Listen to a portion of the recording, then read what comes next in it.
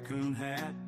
They're putting fluoride in the cheese again, and the lizard folks are texting all my friends, and the frogs are turning gay, and the frogs are turning gay. Wake up, people. Emergency live stream, here we go. The truth is out there, but it's under the snow. I got the documents somewhere in a box. We're yelling real loud so they can't pick the locks. And the frogs are turning gay, and the frogs are turning gay. Wake up, people. There's a shadow pigeon in a trench coat, selling moon rocks from a rusty boat. Aliens laughing on Channel 5, and the deep state's goldfish are still alive. And the frogs are turning gay, and the frogs are turning gay. Wake up, people. Emergency live stream, don't you blink. If you drink the tap water, you'll forget how to think. We're bringing you news they don't want you to hear. From the end of the world, we're living clear. And the frogs are turning gay, and the frogs are turning gay. Wake up, people. Wake up, people.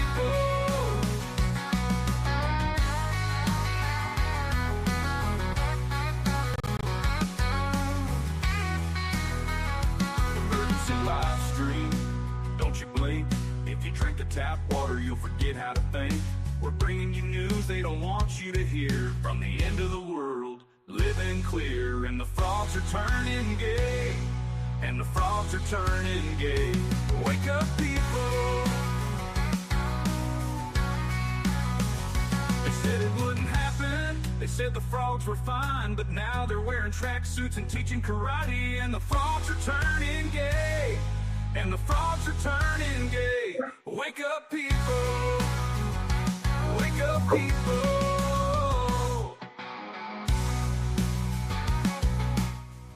Yeah, just waiting for somebody to join, and when somebody joins, the show will start. Emergency live stream, hold on tight. The signal's jammed, but the truth's in sight. Keep your hats on, keep your jerky dry, 'cause the giant in the skyline's winking at the sky. And the frogs are turning gay, and the frogs are turning gay. Wake up, people.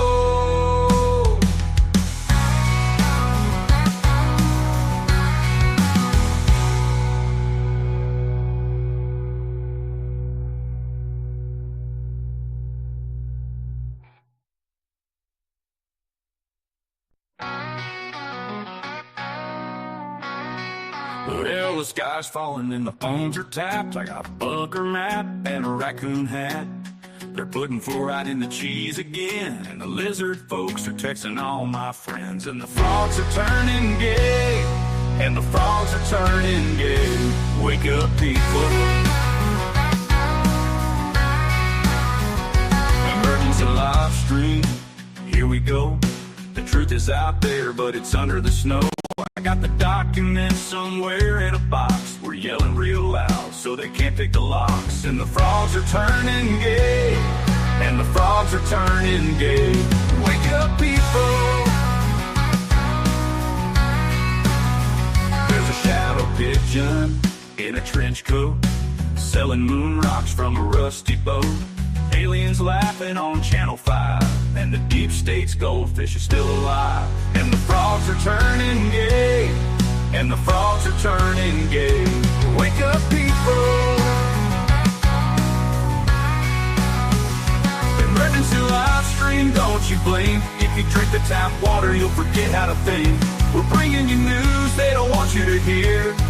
From the end of the world, we're living clear. And the frogs are turning gay, and the frogs are turning gay. Wake up, people. Wake up, people.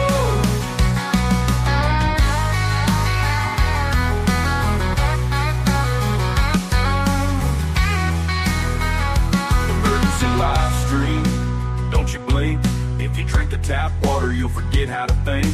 We're bringing you news they don't want you to hear. From the end of the world, living clear. And the frogs are turning gay, and the frogs are turning gay. Wake up, people.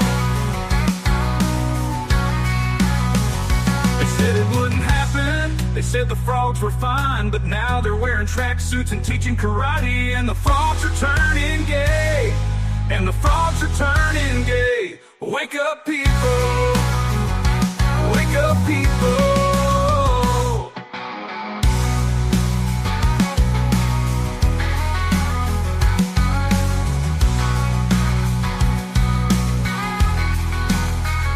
It's turning to live stream.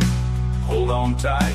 The signal's jammed, but the truth's in sight. Keep your hats on, keep your jerky dry, 'cause the giant in the skyline's winking at the sky. And the frogs are turning gay. And the frogs are turning gay. Hello there. There is a newcomer. There is.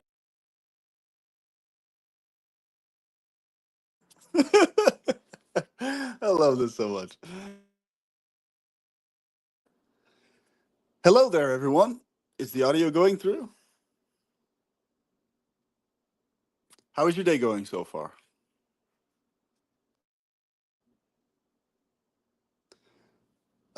Well, I'm not sure if the audio is going through. If someone could leave a comment letting me know if they can hear, that would be awesome. And we can begin the epic discussion. Okay, perfect. Sweet. Would you like me to just start rocking, Gnosis? Okay. Well, in the meantime, until Gnosis gets back, I hope you've all had an interesting day, evening. I know the last chat was yesterday, so a lot of the topics are probably still in your minds, fresh at the forefront. I encourage you all to watch the video I recently did on why pleasurism is vastly superior to etheism or promortalism. If you're one of the people who is kind of on the cusp and not sure of exactly where to stand philosophically, etc., that is a great presentation to clarify some things for you. Okay, good. Thank you for letting me know that the sound is coming through good. So, what are some topics you would like to talk about today? Those watching or listening, let me know in the comments below, and we can delve straight into them. Personally, I have an interest in a gigantic range of topics. Pretty much just about everything you can think of interests me in some way, shape, or form, from the most esoteric to the most mundane. So, love. Okay, wonderful. So, this topic of love is very interesting because a lot of people have different opinions on what love actually is. Many people think it's simply a biological hormonal thing. That's it, and that's where it ends. It extends no further than that.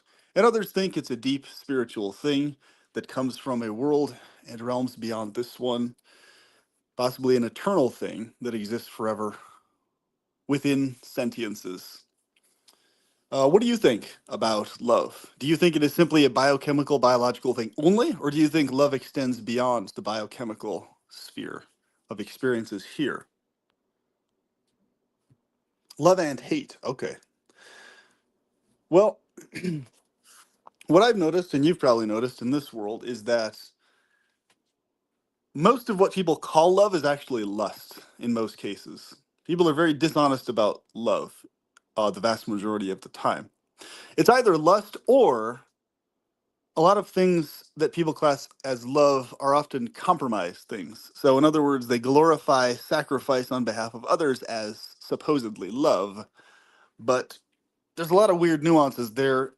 And in a lot of those cases where people classify sacrifice for others as love, you run into a situation where basically it's not actually really love, it's just a sense of obligation for social proof, or a sense of obligation biologically, etc. So that's actually an interesting topic I would like to talk about, because a lot of times you'll notice in families there's a distinct difference between obligatory love, like biological connected love, like somebody's supposed to love you because they're your parent or relative, right? And actual love, I would say. So yeah, that's an interesting thing to discuss. And as far as hatred goes, hatred is, it depends on what the hatred is towards, right? So if you feel hatred and rage, I recommend direct 100% of it towards being enraged and hating torturers, the torturers of innocent children, the warmongers who push for warfare when it's unnecessary and unneeded, all the sources of problems and hellishness in the world, hatred towards the very fact that this world exists in this hellscape state, etc. So as long as your hatred is directed at all the stuff that's actually bad and unhelpful and evil, then that hatred is actually very healthy and actually can give you good health physiologically. Whereas if you direct your hatred at the wrong things, in other words, if you hate anyone or anything that's kind and innocent in nature, then that hatred will actually cause you health problems because you're hating the wrong things, basically. And Christian Thompson says, love is friendship that has caught fire. It is quiet understanding, mutual confidence, sharing and forgiving. It is loyalty through good and bad times. Interesting. Yeah, there's like a deep stability with what I would consider the sensation of love. It's like what you said. It's that strong foundation internally that uh, induces a very soothing feeling in us, emotionally, physiologically, etc. And um, it's definitely essential for a human being to feel loved and to exude love out into the world. It's more important to exude love than to feel loved, because if you're very self-structured, you can actually live in a world where nobody loves you at all. Nobody shows you love, but where you still exude love nonetheless. That's possible. So the exuding love is far more important than feeling loved, although feeling loved is also very important and useful. I would consider it a bonus. Um, but many people physiologically express a need to feel loved by other people on top of exuding love. So that's interesting. That's why I always say you're much more advantageous wise, better off to be an introvert in this world because you have a lot less needs, interpersonally especially. You're a lot worse off if you're an extrovert or an ambivert. In fact, ambiverts have it the worst because they require a juggled balance of alone time and time around people to get their emotional and inspirational fuel. So ambiverts have it by far the hardest. Extroverts have it a little easier. Introverts have it the easiest because you never have the need of others' approval ever at any point in your life. It's always nice to have their approval, but you never need it basically as an introvert.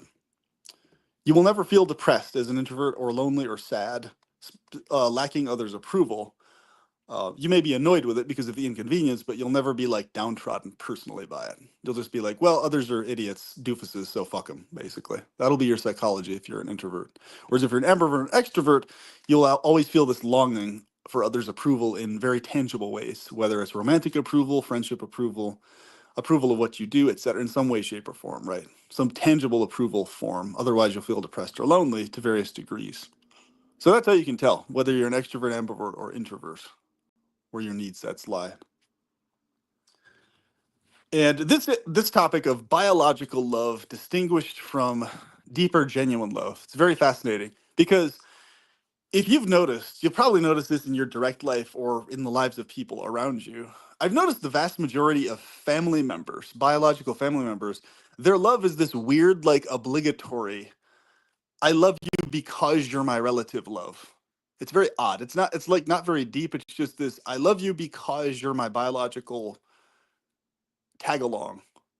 So I'm supposed to love you, therefore that's why I do. It's that narrative, right? That type of vibe.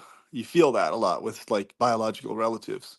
Now, some of my biological relatives actually love me beyond the biological level. There's a few, but most of them, it just seems like their love for me only extends to the fact that I'm biologically connected to them.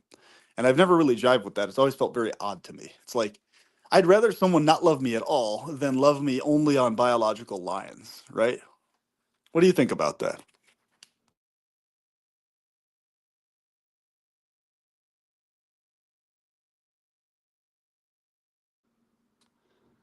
So Retro Roman Doomsday and Simulation Channel says, I'm over it thanks though was getting up on the last panel. The time before was pain free. I have a 0% tolerance of nonsense, no offense.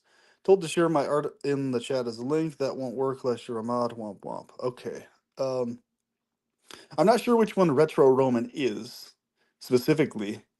Uh, and the point at which people were getting up, I'm not sure. However, this is why I personally recommend these chats only extend up to a maximum of 3 people at a time, maybe 4 in certain circumstances, but never any more than that. because what tends to happen is there's oversaturation and people's voices get drowned out accidentally or semi-intent. Who knows? It depends on who's on, basically, whether it accidentally happens or intentionally. So it's obviously up to Finding Gnosis how he wants to run it, but I recommend that chats extend up to there, because I had to leave the chat also, mainly because it was just oversaturated with so many people on, not because I felt drowned out necessarily, but because I didn't have the time to basically continue doing it yesterday. But that sucks that happened, and whatever it was exactly that happened, sorry for that. I wish I could have helped prevent that. But Hello. hello, Finding Hello. Gnosis. Good to Yeah, see you. I'll make Retro a mod now. Okay, so he can share his links. There you go. Mod, Okay. he is a mod now, so Retro, you can share your links. He says he was ganged up last time. Sorry about that. But good to have you back, Retro. I hope you can join us. Yeah, you've done very well with your introduction there, PP. Interesting insights and thoughts. It is interesting what you brought up there, though, about people only love you because of a role that you seem to fill in their life, or you fulfill. Sorry, is that briefly along the lines of some of the stuff you were saying? Yeah, it's basically like I've experienced that, and I've observed this in other people I've met, family members and things like that. You can just tell, and it's like a thick vibe in the air, almost so thick you can cut it, that Hmm. their love is almost entirely because they're biologically connected, but there's very little independent love outside of that. Like, for example, if that day immediately they were no longer biologically connected, like there would be significantly less affection, like immediately, instantaneously. It's Mm. so to me, it's always been a very weird phenomenon, because my love has always only been based on pretty much almost entirely on how well someone actually treats me, never on the fact that they're biologically connected to me, right? So that's always been my organic response, minus and except being Bible bashed and having it hounded into me that you're supposed to respect your parents in spite of what they do, blah blah, because God says so, and yada yada. Independent of that, my organic nature was always to just only analyze how kind someone is to me or not, whether they are my Right, parents or not, right? So right. Now, you raise also an interesting point. I remember when I was listening, so I wanted to ask you about. You say introverts are generally happier people, right? Now, you also talked about ambiverts and extroverts needing others to sustain their well-being more so. What do you think is the cause of this, introversion, extroversion, ambiversion? What do you think is the cause of it all? Do you think it's all well, genetic? a lot of it is clearly heavily genetic, at least Mm, at the very least epigenetic. But I think a lot of it's full on genetic, because I've got many different friends I've talked to over the years at length about really deep stuff like this, and kind of like stuff we talk about here.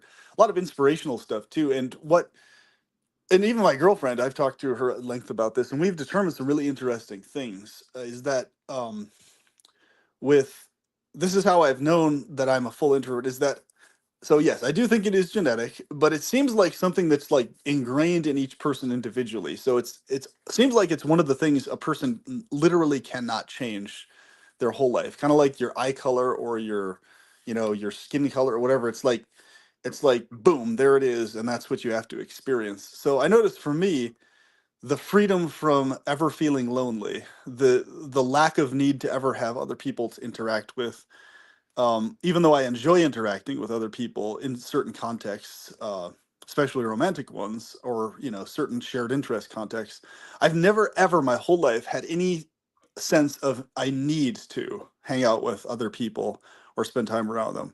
And this is always independent of necessary medical stuff. Everybody needs that, but I'm talking about like in terms of like our voluntary, desire to hang out and interact and do stuff, that like need sense I've noticed um in my girlfriend specifically, and in particular, and in one of my closest friends.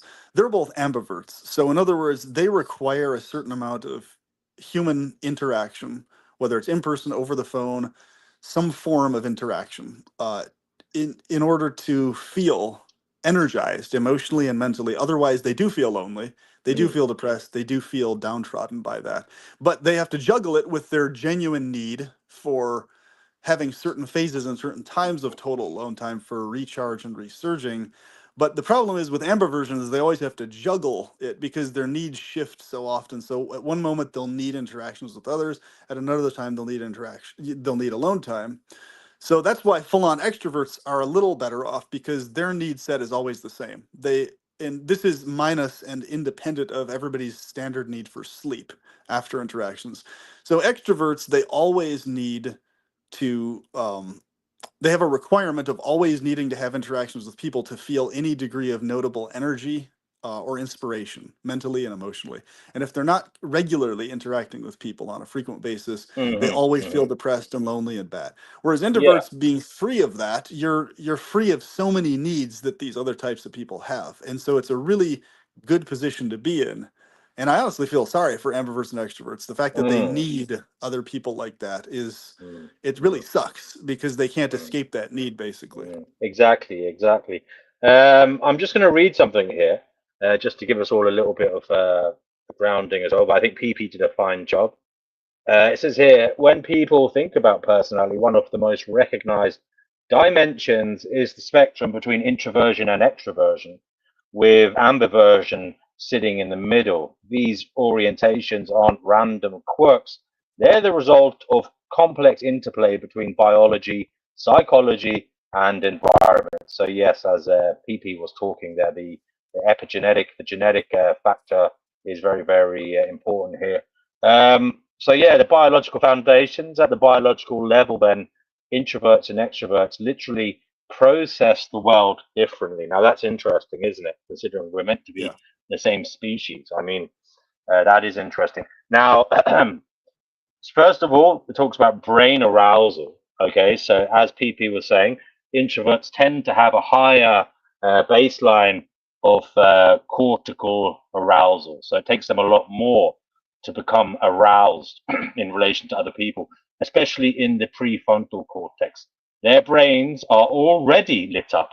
Okay, so this is the case clearly, guys, with PP. He's often said he's always happy. You know, he's always feeling immense well-being, and this could be seen as caused perhaps by this fact here that his brain is already lit up, which means that external stimulation can actually feel overwhelming because it's a bit like something is over the top. If he gets more stimulation, well then it's too much. Whereas other people are operating on a kind of a deficit of stimulation, so that they're craving for external stimulation. Okay, does that make sense to you, PP? That makes total sense. That's exactly Okay. what I experienced. Yep. Extroverts, on the other hand, have a lower baseline, as I said, of arousal, and actually need stimulation to reach their optimal state of alertness. Okay, so then it goes into neurochemistry. Dopamine, okay, plays a huge role. Okay, extroverts' brains respond more strongly to dopamine rewards. Things like novelty, risk taking, and social interaction light up their reward circuits. Introverts don't get the same kick. Instead, they rely more on, I don't know how to say this, acetylcholine or something, pathways. I'll just type that in chat. Maybe you'll be able to say it for me. 1 second.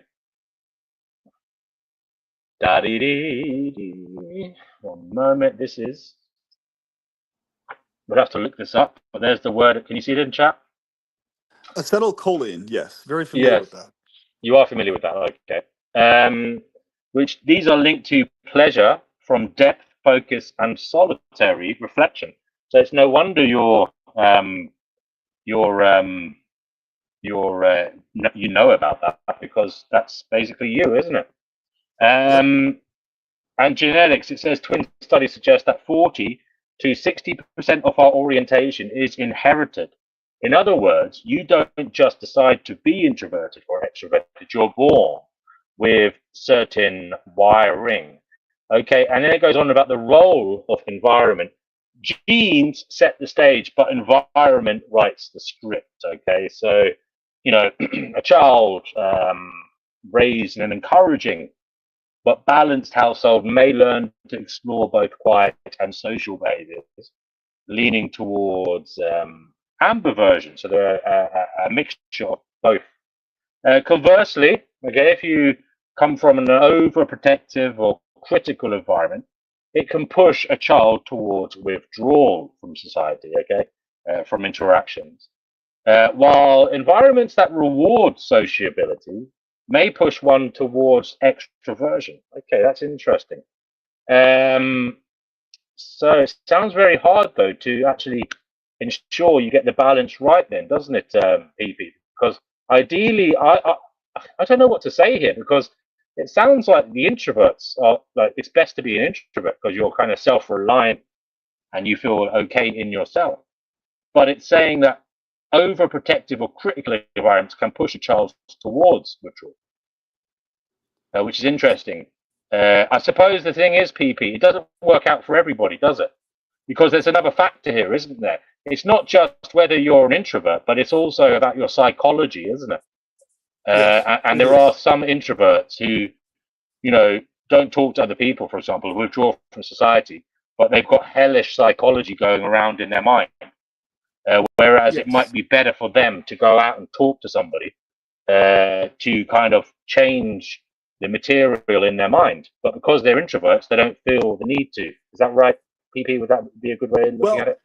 here's what I've noticed. I think in those cases, that's far more commonly a case of an ambivert that's thinking wrongly that they're an introvert. So this is what's really interesting. So um, there's very few actual true introverts on the planet. There's tons of people that claim I'm Mm. introverted, or they say I'm introverted and extroverted, but there's actually no such thing as being um, both of those at the same time. You're one or the other, or an ambivert. So they're distinct things. So basically, ambiversion is where a person will genuinely need interpersonal human interaction, but they'll also genuinely need alone time, and it's hard for them to juggle what they need when. That's the reason they run into those conundrums. Whereas an introvert, what they always need all the time is more alone time to recharge for the next interaction. So it literally, for example, when I was at my worst phase, when I had the saw palmetto chemical thing hit me, um, I was I was still, even then, in the worst, most horrified state of my mind, still better off interacting minimally with other people, because that's where I get like all my energy from. Like I literally, so the pleasure you experience from when you're about to fall asleep, like when you're laying down and you're like, oh, this feels really good that I'm finally Yeah. relaxing, and you're about to fall asleep. Mm-hmm. That's the type of pleasure I feel with interactions I enjoy. So romantic interactions, but so I'm not gaining inspirational energy from it. I'm getting drained from the interaction, no matter how much I enjoy it with someone else. But it's a pleasurable sensation of tiredness that starts to kick in me like very fast. So it's not that. So the joy is a non-energized type of joy that I get from interacting with people, whereas I get actual energy, inspirational energy, energy to act and do things and be active in the world only when I'm by myself for large periods of time. That's it. Isn't that interesting? Isn't that Yeah, interesting? that's Yeah. how it works for me. It So goes that's on to talk true about introversion. culture then, PP, and it says some societies value group belonging and outward expression. So, you know, there are cultures undoubtedly where being loud, you know, bold and sociable is praised, okay? Um, and others value reflection, modesty, and being reserved, you know? These cultural norms, though, don't change your core wiring. They just shape how you express it. Now, that's Correct. interesting because you can get people, and I've seen this, people in kind of more resolved areas of life, more reserved areas of life, who seem to demand to be seen in those areas. You know, we all know that there are offices where there is always someone vying for attention, or even like maybe even an academic department, there's always someone who's, you know, trying to get seen and heard. Um, so it must be very troublesome to be in the wrong culture, a culture that doesn't fit your way of, you know, wanting to interact in the world, or not. It's not about wanting, but just the way you interact with the world. You know? It must be very problematic. You know, I know actually, I Sorry, is that you? Oh, sorry, someone's ringing me. 1 second, PP. I'll be right back. Okay. Oh, I've dropped the call. It's okay. Yeah, go ahead. So culture. Well, what about that, PP? How did you find your life in terms of being an introvert and having to interact with not just people but exist in different cultures? Sometimes these cultures called for you to be that which you weren't. For example, it asked you to be an extrovert, you know, and other maybe other cultures you slotted into nicely because of an introversion. Have you noticed any patterns in your life in terms of cultures forcing you to be something you're not in terms of your introversion? Oh, definitely. American culture, just like Latin culture, I would say Latin culture is even more extrovert focused than American culture is. But um, we definitely live in a culture where extroversion is favored and rewarded, and introversion is punished and disfavored. And the reason for that is very simple, especially with social media. Because introverts don't have as large of a public presence for obvious reasons, then the people who do have a larger public presence, they mutually altogether are more suspicious of the person who lacks a public presence because they think in their heads, what is the person hiding? Why are they not interacting with others as much, et cetera, et cetera. Those are the narratives that play in the subconscious of the mass of people, which has literally nothing to do with the quality or character of a person at all. Mm, But that's the subconscious narrative that floats around. So basically, even though uh, people will go on and they will yap on back and forth about whether they think they're extroverted or introverted, the majority of people have high extroversion ratio in the United States, everywhere you go, mm, and they mm, simply mistake need for sleep after interactions that everybody needs as introversion, and that's very wrong to think that way. It mm. actually makes me laugh because I've run into a lot of clear, obvious extroverts that literally mistakenly think that their need for sleep or little time frames alone after having like some huge, massive, drunken rave night is somehow some degree of introversion. They just the very fact that they think that makes it so obvious that they're operating in extroverted thinking land Right, because right, right, they have right, no clue what introversion feels like. Yeah, like that right, right. actually feels like. So yeah, Hmm. that's a It common phenomenon. does definitely seem it's I was going to say, is it an extrovert's world, and it's harder to be an introvert? Would you say? Oh yeah, definitely. It's Mm. way overwhelmed. Well, I would actually say it is it's both an extrovert and ambivert's world. It Yeah. seems like there's actually more ambiverts than extroverts, but and that's I think why there's so many problems. If we had I think if we had people who were solidly extroverted as a much larger aspect of the population, things would actually be a lot smoother. They might be still kind of annoying in behavior, but they Mm. would be less, people would be less individually disturbed and bothered in a weird, like, you know, isolated sense or a sense that they can't ever seem to get things flowing right interpersonally if people were just straight up extroverts. But I think it's because of that ambiversion factor being way more common that people are always having to juggle their need for interactions with their need for alone time. And so they have this conundrum always in their life that they can never seem to smooth out, that causes them the greatest amount of distress. And I've been able to confirm that that's actually the majority of distress that's like auto distress, that's like, even if a person smooths out their situation personally, like with their finances or business or whatever, if they don't juggle perfectly and get it smoothed out, the time ratio of interaction with friends and family in ratio to alone time, they always feel miserable based on only that alone, actually, even if everything else is in place. It's a really weird phenomenon, but it's a Right, very right. common one. Retro asks, is maintaining close friendships hard for introverts in comparison to like extroverts or ambiverts? It's hard maintaining close friendships with ambiverts and extroverts. It's easy to maintain close friendships with other introverts, Yeah, I was because going to say, PP, I think the weird thing about this world is people seem to gravitate towards those who are like them in terms of like, you see extroverts hanging out with other extroverts, you know, maybe even ambiverts hanging out with other ambiverts, but definitely introverts hanging out with other introverts, you know, yes. if they choose to hang out, that is.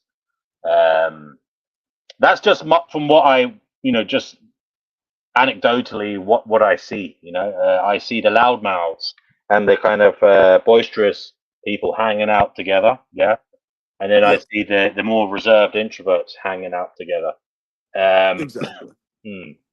Now, it does talk about life experiences, now trauma, bullying, or constant reinforcement, okay, can tilt someone towards or away from social behaviors, okay? A natural extrovert who experiences repeated rejection might retreat, okay, while a natural introvert who's encouraged and supported might step confidently into social spaces. Now, it could also be the case, could it not, that someone who is a natural introvert may become neurotic because they're forced to be an extrovert by their culture, by their family, by their work, you know? I mean, I think back to jobs I had that I was very uncomfortable with, but, you know, eventually I got to grips with it. You know what I mean?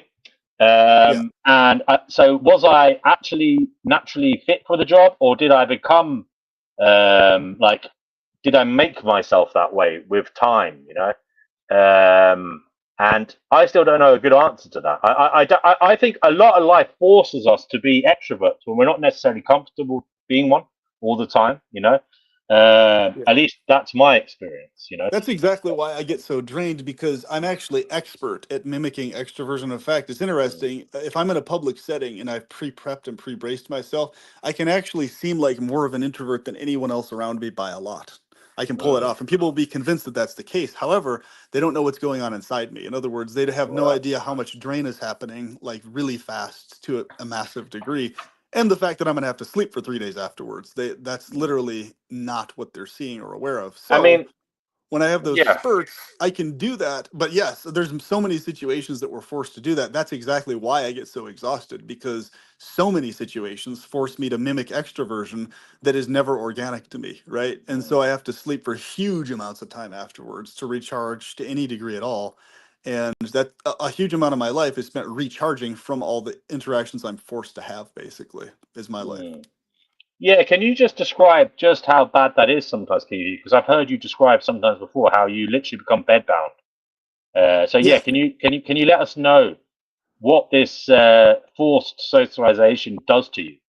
Yes. It literally, in the most extreme cases, and this is whether I'm voluntarily doing it to hang out with friends or romantic partners, or doing it, by force of circumstances. In either case, uh, oftentimes it will be literally multiple days on end of not being able to do anything but simply lay in bed and sleep the majority of the day, with very little spurts of getting up or doing anything else, and or just sitting there borderline asleep, just because I'm still so exhausted from the interactions I had to have. Because and of course, the autism spectrum exacerbates that even more on top of being an introvert. But that's what my life experience is a lot. So that's what it looks like. So when I tell people, yeah, I'll have to sleep for 3 days afterwards, they think that like is an exaggeration, but that's actually quite accurate. There's been many times where I've had to basically sleep the entirety of many days after having one day of many many hours of interactions with other people And that have what involved. level of interactions are we talking here in terms of like how We're talking about, intense how intense are these social it's like, interactions to make you it's bedbound for to 3 days? it's to whatever degree there's like loud noisiness, change of topic really fast in abrupt sequence, people going into a topic and then changing out of it really quickly, starting on a deep topic and then shifting to a shallow one. So Mm. it really, it's always in ratio to how much is going on. So for example, if I'm up at the arcade hanging out with people, and it's all the noise and loudness and everything else, with that, um, depending on how many interactions I have with people directly, I need at least a full entire day, usually a day and a half, to recover from that if I'm having minimal interactions with people. However, if I am talking with people, interacting with them, engaging with them, responding to them, and things like that, then I'll usually need a solid 2 to 3 days to recover from that, because of the amount of processing my brain has to go through to deal with the constant change of topic and the shallowness, lack of depth to things, lack of all of that type of stuff. And so basically for me, it really depends on how long I've been around people. And I'm trying to kind of create a chart for it. It seems like to me, for every hour I spent interacting with someone else in whatever context, I seem to need like at least 2 to 3 hours of recharge time minimum from that. So minimum, and that's one person. And PP, is there an element that you get frustrated and angry at the social interactions that is just they just disturb you, or is it just like literally energy zapping because it's like exercise almost like you're it just takes away your energy because you're trying to focus so much on the interaction. Yes. So there's two aspects to it. The first part is there's an auto drain element, even when I'm having a totally good time, having fun the entire time, and not a single disturbing thing happens. There's an auto drain of energy even then, but there's way more drain if the topics are shallow and stupid and I don't agree with them and they're just idiotic. They're short-sighted topics and they're bouncing around a lot. Those types of things cause me to be significantly more energy drained because they're very unpleasant to experience that type of stuff. I find shallowness of any topic really irritating and annoying for the most part. Um, I would say any degree of shallowness that is negative in nature. Shallowness that's negative. If there's shallowness that's positive in nature, that doesn't really bother me that much at all. I'm as long as it's positive. If it's shallow and negative, though, I see it as totally pointless and useless because my mind is always this is a very practical example of what I run into a lot. My mind is always very fast to figure out solutions to things permanently that never affect me negatively again in my life. So if there's a problem or a problem situation, I'll be like, okay, I'm going to find the solution as quick as possible. I'm going to fix it to where it's not an aspect of problem in my life anymore, and I'm adamant on fixing it ASAP. Whereas I notice most people, especially ambiverts and extroverts, they prefer and actually like seemingly enjoy being able to just talk about a chronic ongoing problem, but they don't really have an actual desire that's obsessive to actually fix the thing and be done with it. They prefer to just be able to talk about it, but the impetus to fix the problem is not very strong in them, I've noticed. And that's something that really irritates me because I clash with that because I'm like, okay, this person said this to me today, and I'm going to hear this conversation, a clone of it, 20 more times over the next 2 Wow. years. Yeah. And so my brain thinks about what's going to happen later before it even happens. Whereas I know they're not thinking that far into it, but my brain can't help it. And that's my brain's correct on that. So what happens is if they don't solve their problems, usually with family members or toxic friends or whatever, I'm left having to hear about the clone of the same thing they told me, the same problems about 30 fucking times again, over and over and over and over and over again.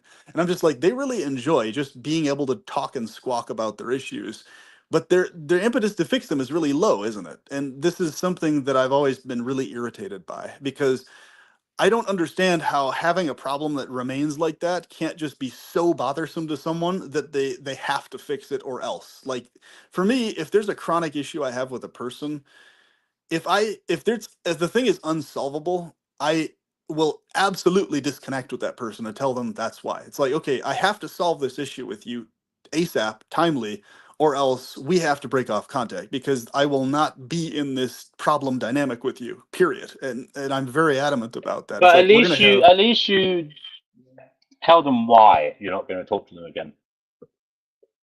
I always tell them why, because if you don't tell them why, it's ghosting, right?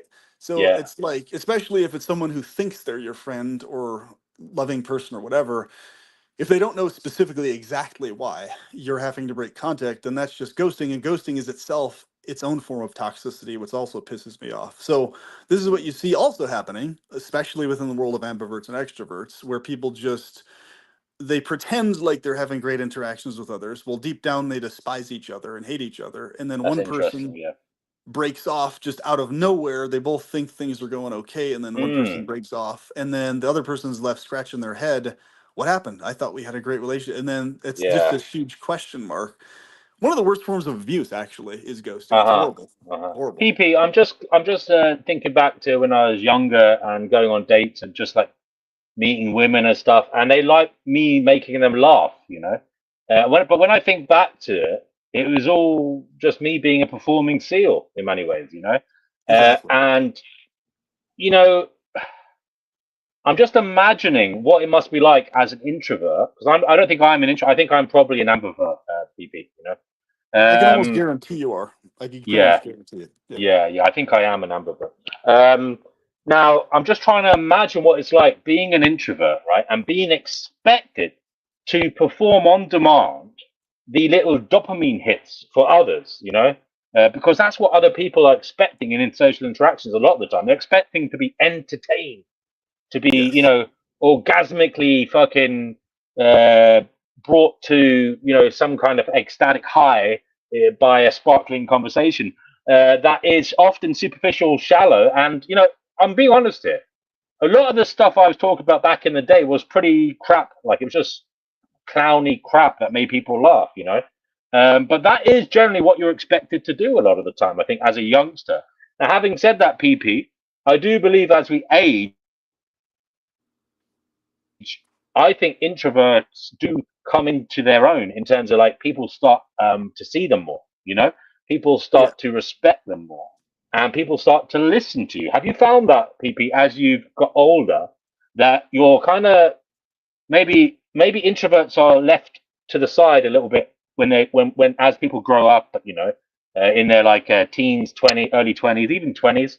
But have you found as you've got older, other people have wised up and realized that hey, it's not all about the loud mouths. Sometimes these people who don't have to speak, all the time, these people who aren't looking for attention, sometimes they're the wisest ones. They're the ones that we should be asking questions to, seeking wisdom from, etc., etc. Have you found that aging has benefited you socially being an introvert? Marginally, yes.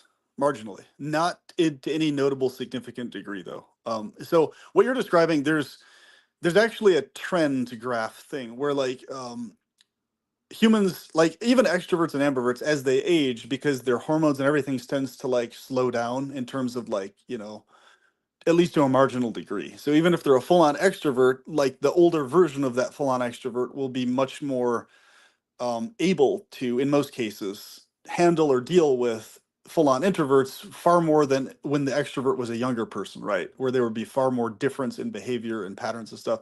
But there's a big difference between an ambivert or extrovert not being able to engage as much extrovertedly anymore and them actually appreciating um, genuine introverted dynamics. So basically, what I'm trying to get at here is there may be a marginal effect in the sense that situationally, an ambivert or extrovert is now exhausted hormonally and physiologically, really only situationally able to be in situations that are more introverted in nature.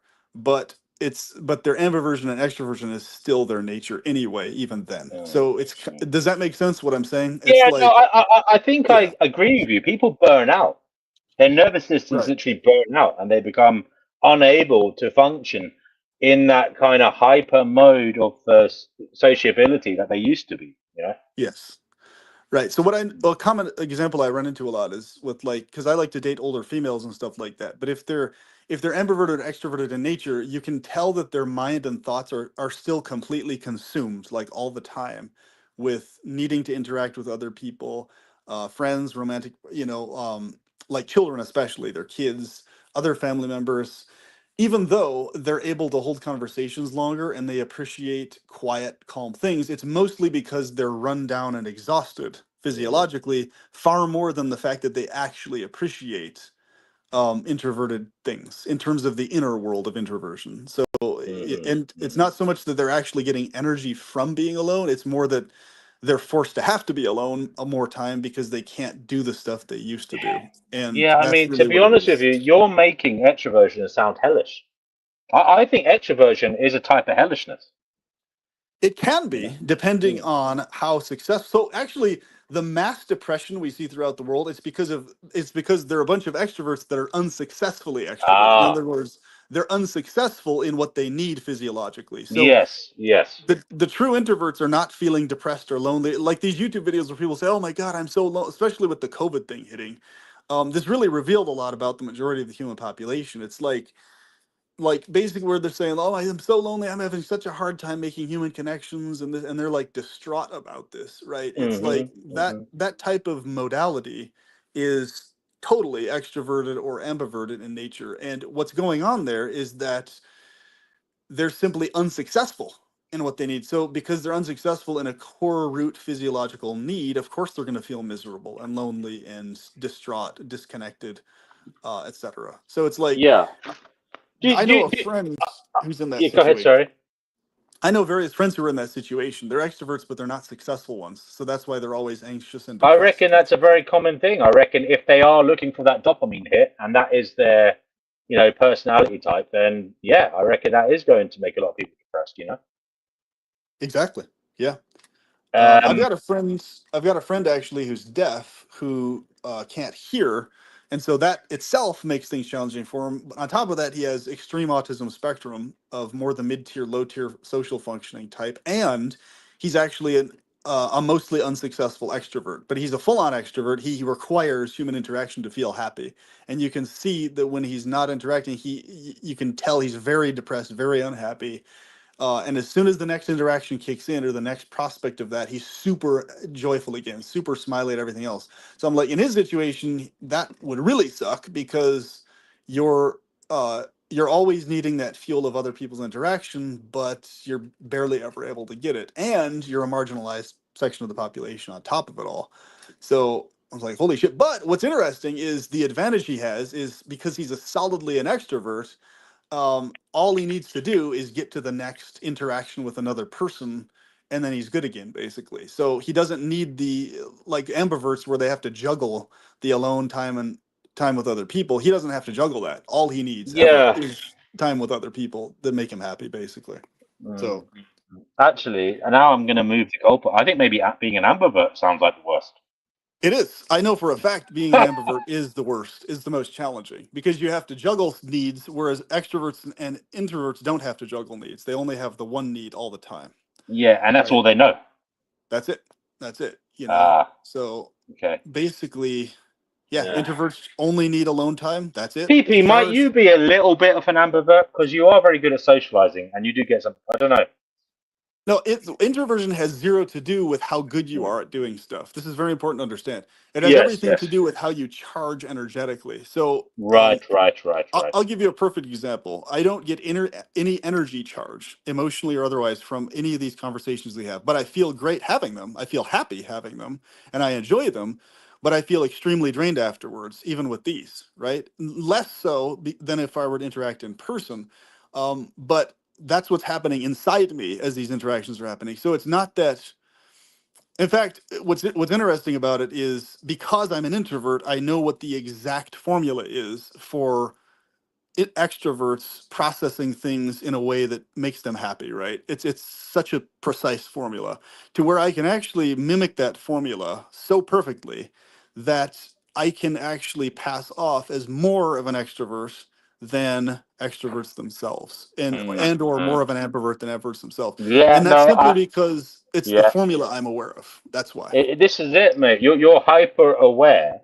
You are hyper aware as an individual of the dynamics of socializing Yes. and And that's why I'm so the good at them. dynamics of communication. All these things that other people are doing on autopilot. People, you are doing whilst Correct. thinking about it in a hyper focused manner. No wonder you're fucking absolutely jaded after a social interaction. It must be Yes. exhausting. It's a science formula. That's why. Mm. And the main thing that's irritating, I mean, I trained myself out of being irritated by that fact, but especially when it came to romantic interactions with women, I noticed that it was so exact and so formulaic that if there was any straying from that exact formula, which was high extroversion in emphasis and high neurotypicality imitation, even this is the case even with women who are neurodivergent, by the way. This is Mm. very interesting. I noticed that the formula was so exact that basically that's what irritated me because I found very, and I could prove this very scientifically, that people claiming that they think outside the box, they're attracted to different things, they're attracted to eccentricity and quirkiness and stuff. I found that that was totally not true across the board, like women everywhere. That was not true. What was true was that they're all attracted to the same exact things, modified slightly depending on the type of person you're interacting with, but it's always the same formula every time. So if you do that formula, they're attracted to you. They feel happy and joy filled. If you stray from that formula, they immediately express depression, disturbance, bother, sadness, melancholy, etc. So it's because most men aren't actually vividly hyper aware of that formula. So either they're autopilot doing the formula and women are attracted to them, but when they stop, that's when relationships break apart and people are dissatisfied because they stop because they never understood what the formula was. So they stray from it accidentally, and therefore they can never figure out why their attraction Yeah. to each other dwindles. And, you know, so I mean, that's the we've issue. covered a lot of this, but I want to move on now to the psychological dynamics. Okay, we've covered this already, but just to kind of reiterate, it says beyond biology and environment, there's the personal psychological experience of being introverted, extroverted, or somewhere in between. It mentions energy flow, as you've already gone well into. Introverts typically expend energy in social situations and recharge by being alone. Extroverts are the reverse. They gain energy from being around people. Ambiverts adapt. They can go either way depending on mood, context, and energy levels. Then there is the attention style. Okay. So introverts apparently have a more of a tendency to focus inwards on thoughts, ideas, and feelings. Extroverts focus outwards on people, environments, and opportunities. Ambiverts toggle between the two, often depending on the demands of the moment. And then there is the self concept. How you see yourself, can reinforce your orientation. Someone who grows up believing I thrive when I'm around people leans further into extroversion. Someone who believes I do my best thinking alone embraces introversion. Ambiverts often resist labels altogether, preferring flexibility. Okay, now this is related to something I was thinking about the other day, and that is the socio-economic strata that one finds oneself in growing up. Because I believe that if you are in the upper echelons, okay, you know, if your parents are professionals, of some sort, you may more likely become an introvert. Maybe, okay, because there is a kind of decorum, okay, there is a more reserved, conservative arena that you're growing up in, perhaps. Whereas if you are in the bumpy, beginnings of the working class or even the underclass, or lower working class, that is, growing up, it may be a world of extroversion where you have to shout to be heard, to get what you want, and it becomes part of your demeanor. Okay, and again, this can be problematic because this is related to what we were talking about earlier, and that is you may be in an environment that is not suited to your actual demeanor, and you may not even know it till later on. And I think that's why a lot of people break down eventually. They have some kind of nervous breakdown because their culture, their environment is forcing them to behave in a way that isn't internally, conducive to their well-being. Yes, correct. So ambiversion, the adaptable middle ground. Ambiversion isn't simply half introvert, half extrovert. It's more like having a flexible toolkit. Ambiverts can act introverted in situations that require deep focus and act extroverted when networking or collaborating. Research shows ambiverts often excel in areas like sales or leadership because they can shift gears depending on what the situation demands. Okay, so what really causes introversion, guys and girls? Ambiversion or extroversion? It's not one thing, it's the interaction of our brains wiring, our upbringing, our cultural context, and the way we have learned to manage energy and attention. So yeah, biology gave us all the starting point, environment nudged us in certain directions, and our psychology has determined how we navigate the spectrum, the parameters. Yeah, So and this is interesting, PP, because you might have an expectation as to what an introvert is like, or an extrovert is like, or an ambivert is like. But, just because someone is an introvert or an extrovert doesn't mean they are wholly good or wholly bad in their effect on others, or it doesn't mean that they're like sick or, or sadistic. That's the very interesting thing here. These are not indicative of someone's likelihood of being sadistic, a bully, a problem somehow for others. And that's Right. an interesting thing, because you would expect, for example, that extroverts are likely to be bullies or something. But equally, they may be very loving. They may be kind of like mother hens, like if they're women going around making sure everyone is okay. They may be kind of like the archetype of a superhero man who is going around looking after others, making sure everyone's okay. Ambiverts the same. They may be people who are, you know, um, here, there, everywhere, trying to look out for others. But they could also be here, there, everywhere, trying to get the most out of interactions in a kind of malevolent manner. Again, with introverts, just because someone is minding their own business or is happy in their own skin and away from the masses, doesn't mean they haven't got some strange psychology that is nefarious or malevolent or harmful to others. So it is really, really interesting to think about the complexity of the human individual when there's so many factors that are making them be and behave in the manner that they do.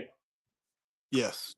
And that's been one of my biggest annoyances with the human species. There's too much variation. There's too many differences. In other words, that's what makes it so hard to get anything done tangibly with other people long term, is because there's an excessive number of differences in behavior and nuances and all these types of things. Too many, way too many, in my opinion. Just like there's way too many damn designs of cars to fill the world. It's kind of like the same issue, to where, none of the engines are the same. They're all different. They're all different internal parts. It's like, damn, can't we just have a limited number of variances so that we can actually deal with the stuff easier? That's always been a big irritation of mine, and a source of me needing to recharge a lot more. It's like, if we just had fewer variations of things filling the world, then things would be a lot easier to solve and fix, versus having all of this hodgepodge of just, a gazillion different personality types filling the planet.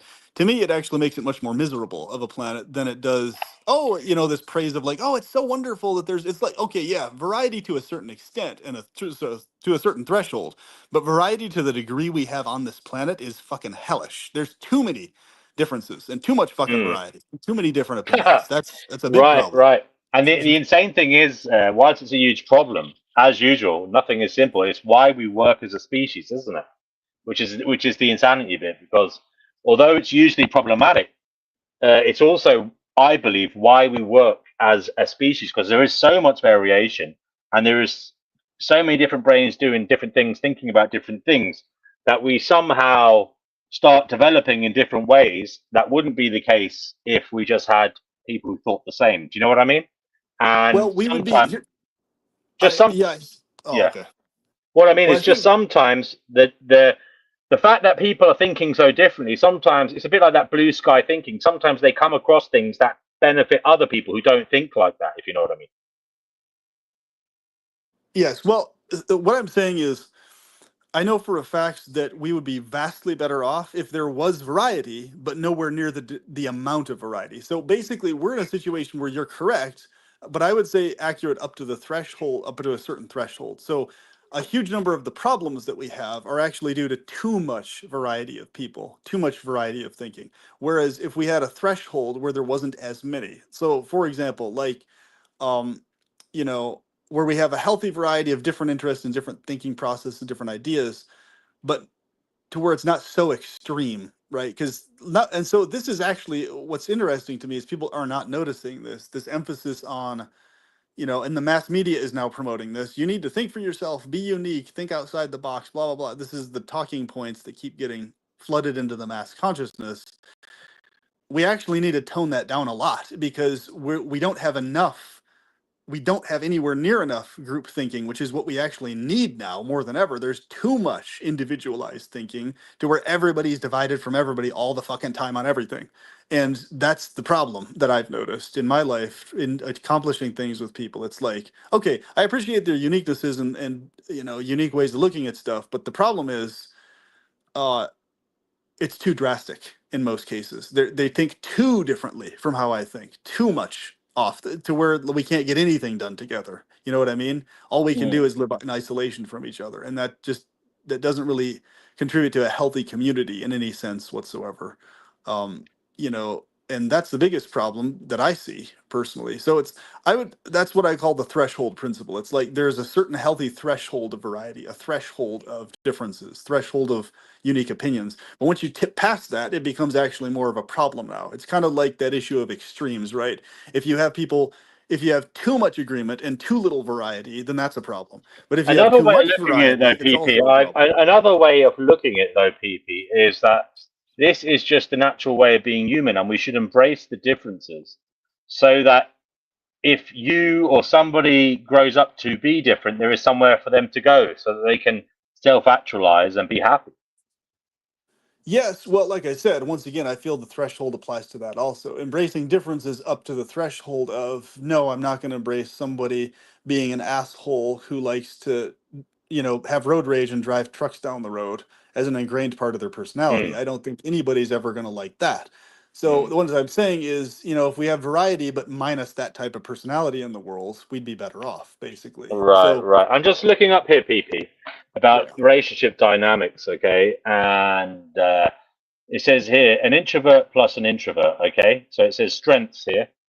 Two introverts often appreciate each other's need for space and quiet, and they may bond deeply over shared interests, thoughtful conversations, or parallel or correlated activities related to their interests. Okay, so they may read or play games side by side and be quite happy with that. Okay, but it says that the problem is in these relationships there may be a hesitation to initiate plans or push each other outside comfort zones. Okay, so and if neither takes the lead socially, the relationship may risk becoming too insular. Okay, so this begs the question then: in your as a man, right? Do women feel that you're not taking the lead and you're not being this windbag full of gusto? You know, this extroverted man. Do they mistake introversion for a lack of confidence? Yes, it's misprocessed that way if you don't mimic extroversion. So I'm very Mm, good at mimicking extroversion and behavior and how I talk and how I carry myself. I'm very good at that. So I don't really run into that issue very much. right, But if right. a guy is introverted and cannot mimic extroversion successfully, then they're in hell and high water, Yeah, basically, because yeah. that is absolutely processed as weak, effeminate, and misprocessed as weak, effeminate, and not masculine. So women are turned off by that, even if they don't realize why they're turned off by it. It's a subconscious, subtle turnoff Mm, that they mm, usually can't put the finger on. But it's yeah, interesting yeah. because I'll have conversations with women and I'll lay out like, okay, this is exactly what turns you off, and this is why, right? And then they'll laugh because it's so on point. And I say, yeah, Mm, exactly. See, so that's why I carry myself like this and talk yeah, like yeah, this, and yeah. then they'll chuckle even more because they know it's accurate, right? So Exactly. um, Yeah, yeah. I it's agree. it's really funny. So then we have an extrovert being with an extrovert. Okay, so you have like two high energy people. You know, they like spontaneity. They have a lively social calendar, and they feed off each other's enthusiasm for life. And you know, they thrive in group dynamics. Okay, I suppose challenges there, PP, is that they both seek stimulation, and the relationship can't benefit from thoughtful downtime or depth. You know, if they're both constantly wanting novelty while something happens in the other person's life, so that they need a breather, I suppose arguments can arise, tension can arise, because there's this unboundaried kind of way of being. There's no reins on it, is there? It's just Right. they both get used to careless abandonment. But Yeah. life isn't always like that, is it? Sometimes you have to slow down. So Right. it may not be the best relationship in terms of personal growth. Is that right? Correct. And I see that quite a lot. What's interesting to my brain thinks so far ahead on things, I can literally see trajectories where they're going to end up between people before they happen. So, and I'll like mention this to people too to pre-brace for things that are inevitabilities with their interactions with other people. Really fascinating phenomenon, actually. But basically, like, I kid you not, like with my brother, for example, and interactions he had with various women over the years, he's much more introverted in nature. He's an ambivert, but he's definitely much more on the introverted side of ambiversion. So therefore, he would a lot of times end up getting with women who are far more extroverted on the side of ambiversion or full on extroverts, and therefore that would eventually create a clash. And like literally, I would see a picture of a girl he was dating, or I would meet her one time, and I would tell him, I was like, "Yep, she's gonna break up with you in this amount of time. She's gonna steal stuff from you." And guess what? Within that amount of time that I said, she did exactly what I said she would do. Exactly. She stole from him his money. She took his laptop. She screwed him over with the project he was working on. It's like, and he was actually creeped out Do by you, how accurate that it is was. creepy. That is creepy. Do you like people would say that's mystical or that's kind of woo woo, like you've got some special abilities. But I'm just after thinking here: is it possible that a lot of introverts have a kind of hypervigilance going on where they're able to, well, where I don't know why, but they just spot patterns more than other people, probably Yeah. because they don't get involved in the noise too much. Well, here's what's interesting. Like, I think for my case, it's nothing mystical at all. It's just very, very practical. It is pattern recognition. So in my Mm. case, I have the autism spectrum and the introversion, but I think introversion in general also correlates with better pattern recognition. Because what's going on is like in my case, I will literally just look at something, meet them once, and I can tell what their pattern is going to be. So that'll tell me a huge amount of information, even if I know nothing else about them or very little information. If I can tell that their pattern is a wishy-washy, willy-nilly person who operates on emotions and things like this, you can literally pre-predict the amount of months, Mm. the amount of time that they're going to be able to last in a certain mode before they cave and collapse and show their true Right, colors. Like you can right, predict it, right? So yeah. it's a lot more of that than it is anything else. But in a few particular cases with my brother, I was surprised myself how accurate I was. Kind of horrified. I was like, really? I was like, okay, I knew I would be pretty accurate, but it was like spot on accurate, like Mm, weirdly accurate. Like mm, she did mm, exactly what I said she would do, like exactly when I said she would do it within that time frame. It's mm, like, what the mm, fuck, mm. man? I've So been he And was there. like, yeah, I want to that just was crazy. mention a relationship between an introvert and an extrovert. Okay, so basically, people might view this as opposites attracting, classic balance. Extroverts bring the social energy, social connections, new experiences, opportunities. Introverts bring the depth, focus, calm, and reflection, wisdom, perhaps even. They Yes, may complement each other beautifully when there's mutual respect. But I suppose it depends on communication. And yes, obviously, mismatched energy levels can lead to conflict as well. The introvert may feel, too much on demand. Maybe they'll feel drained, and the extrovert may feel frustrated, neglected. I suppose it all depends on a willingness to compromise based on some factor that both feel cements them together, whatever that may be. Maybe it's sex, maybe it's a trauma bond, maybe it's some kind of, I don't know, financial fucking thing. I don't know what the fuck might help them compromise. But I suppose you would, PP, because you are an introvert who's been with extroverts. So what would you say is the thing that makes it work? well, what makes it work, like my girlfriend is a high extrovert emphasis ambivert. And so it works really well because that has everything to do with the nature of the person in terms of their degree of kindness, care for others, internal insight. So this is actually something I wanted to cover also. Because nowadays we live in a mass misinformation phase of of all this stuff pertaining to introversion and extroversion. So what's going on is um, there's a lot of extroverts filling and flooding introvert spaces, and this is the trend that happens with like every topic ever. And so what's going on now is people are en masse, they're mistaking extroversion with being NPC, like extroversion and NPC being the same thing when that's totally false. Like you can be one of the deepest thinking, feeling, full-on extroverts ever. Like introversion and extroversion have zero to do with how deep of a person you are, how deep of a thinker or feeler you are. So what's going on is everybody's trying to artificially claim, oh, I'm neurodivergent, oh, I'm introverted, because they're thinking that that means depth, that means significance, that has nothing to do with that. They don't realize it has only to do with how you charge energetically and emotionally. It has Exactly. absolutely zero to do with how deep of a person you are. It's Zero not a to do with that. certificate in terms of your credibility as a human No, being. No. correct. I Zero to just do want with it. to quickly mention ambiverts then, sometimes called social chameleons, which makes them sound untrustworthy. But I think that's an unfortunate, I think it's a misnomer actually. You know, Yeah, I've I never think heard that before. I think ambiverts can be viewed as empathetic because they're able to understand people, and that's why they're able to move in between what is demanded of a situation. You know. Mm. But Yeah, I can equally see they could be in some way psychopathic as well because right. they're able to move in between what is demanded. But they're not doing it for the other people's ends; they're doing it for their own ends.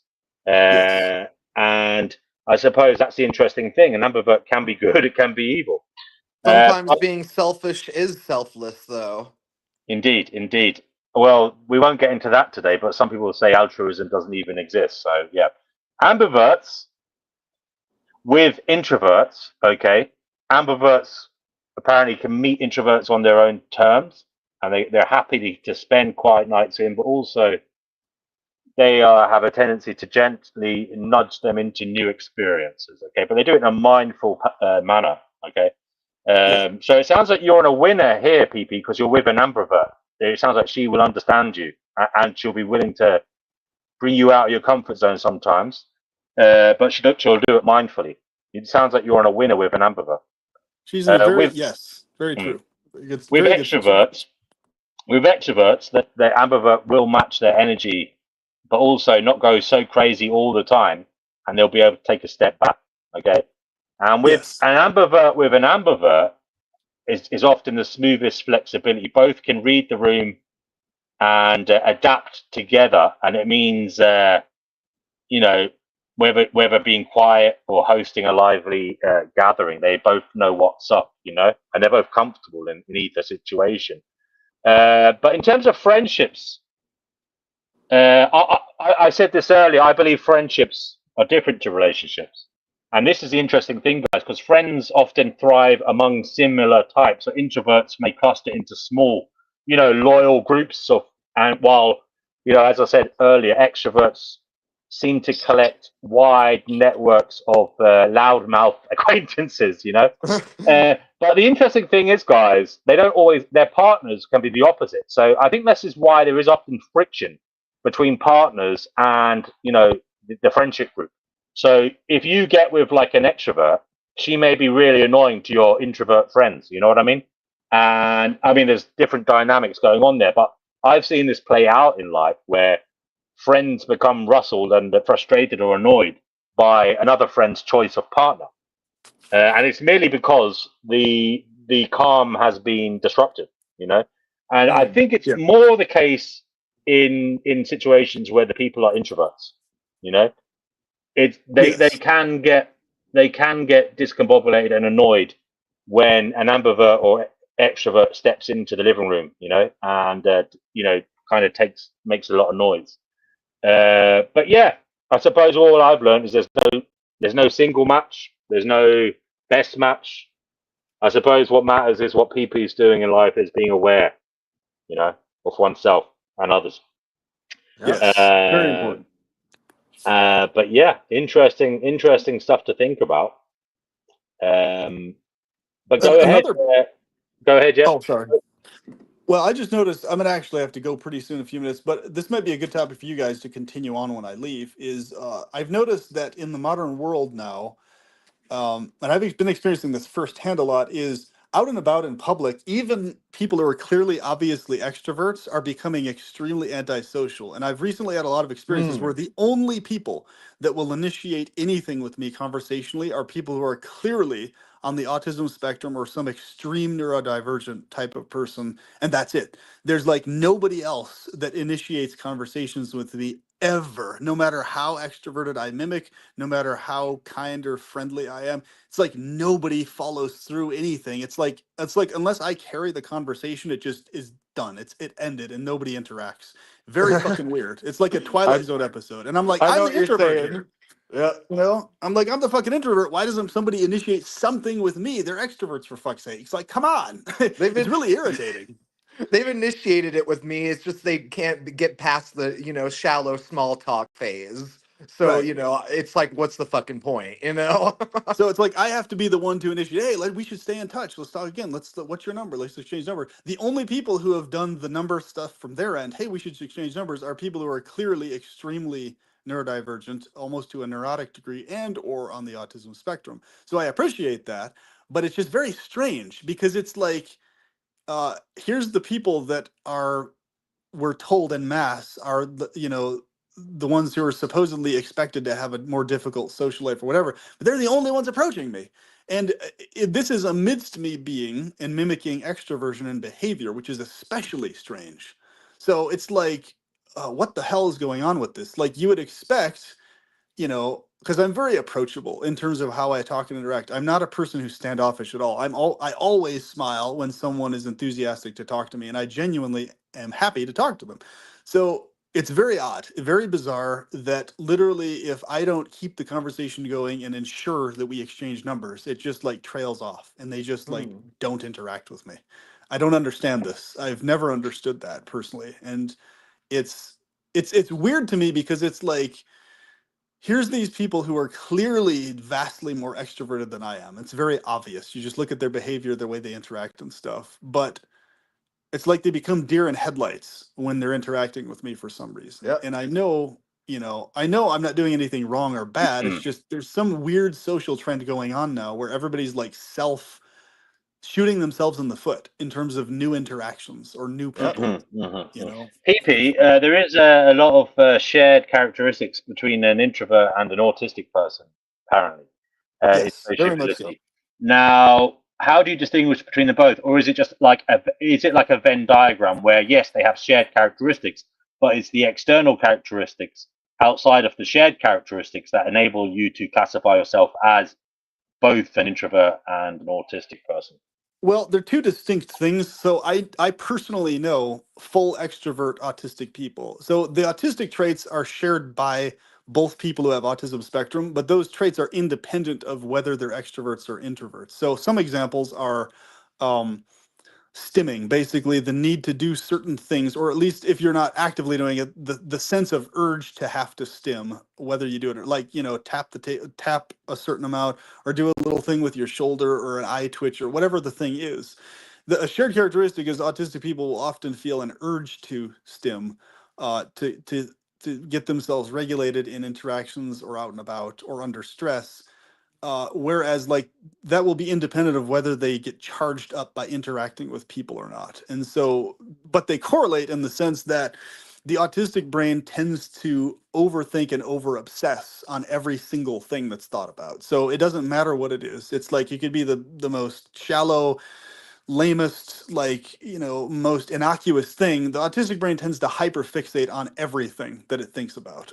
And that's a shared characteristic, whether they're extroverted or introverted. So if you're an introvert, that's a cross correlation there in the sense that if you're an introvert and not on the autism spectrum, you're also going to tend to think layers further into things because That's that's really what, interesting. Yeah. yeah, Now, what I right. want to ask you is about masking, though, because I can understand the masking that an autistic person does while socializing, okay, whilst also an introvert. So they're basically trying to behave like a normie, as in they're trying to behave as if they're comfortable with the social interactions and it's not bothering them. But Yes. how would an extroverted autistic person mask? An extroverted And autistic why person. would an extroverted autistic person mask? Okay, so an extroverted autistic person would mask because, like, for example, my deaf friend who's on the autism spectrum, the reason he has a lot of challenges with being successful in his extroverted life are because his autistic traits come out amidst his behaviors and stuff. But if you're basically like if you're an introvert who's not on the autism spectrum, so let's say, either or, introverts not autistic and introverts or extroverts that are autistic, in either case, it's either the autistic traits or the introverted traits that you're having to mask over. So if you can't successfully mask, people notice that there's those excessive quirks and things, and they're going to be irritated by either how you talk, the tone of your voice, the way you talk, how frequently you respond, and all these other details. So if someone is an extrovert on the autism spectrum, depending on how high tier on the spectrum, interactive wise they are or not, they're going to be able to mask or not. So that's actually what distinguishes the higher tier autism spectrum from mid tier or lower tier. Is higher tier can mask, mid tier and low tier cannot mask, no matter how hard they try. That's the difference. So, and there's 4 different distinct genetic types that have scientifically been verified within the autism spectrum that are distinct genetic lines of autism spectrum types of people who have different sets of behaviors. So, but the common ground though is if someone's mid tier, they can't mask. If they're high tier, they can mask, because high tier means you can pinpoint the formula and you can act on the formula. Mid tier cannot pinpoint the formula, but even if they do pinpoint it, they can't act on it because there's I something mean, in their you could potentially physiology become an extremely doesn't let it. successful autistic person who is so good at masking that they kind of lose sense of being autistic, or they perhaps don't know they're Oh autistic, yeah. No, and that goes that's on happened to forever. me. That's Yeah. happened to me 100%. Mm. I mean, that's a I no strange. longer That is a test as strange way to autistic. be. You're literally you kind of built this kind of It's like they've coded this software to run on, and they're running on Yeah. a kind of software package. Yeah. And do you know what, guys? No joke, guys. Sometimes I've wondered whether I'm a bit autistic. And I mean, I know you might not think that because I don't know, but like, Oh no, I think that the autism, there's mm, a correlation of increase of diagnosis in the postmodern world.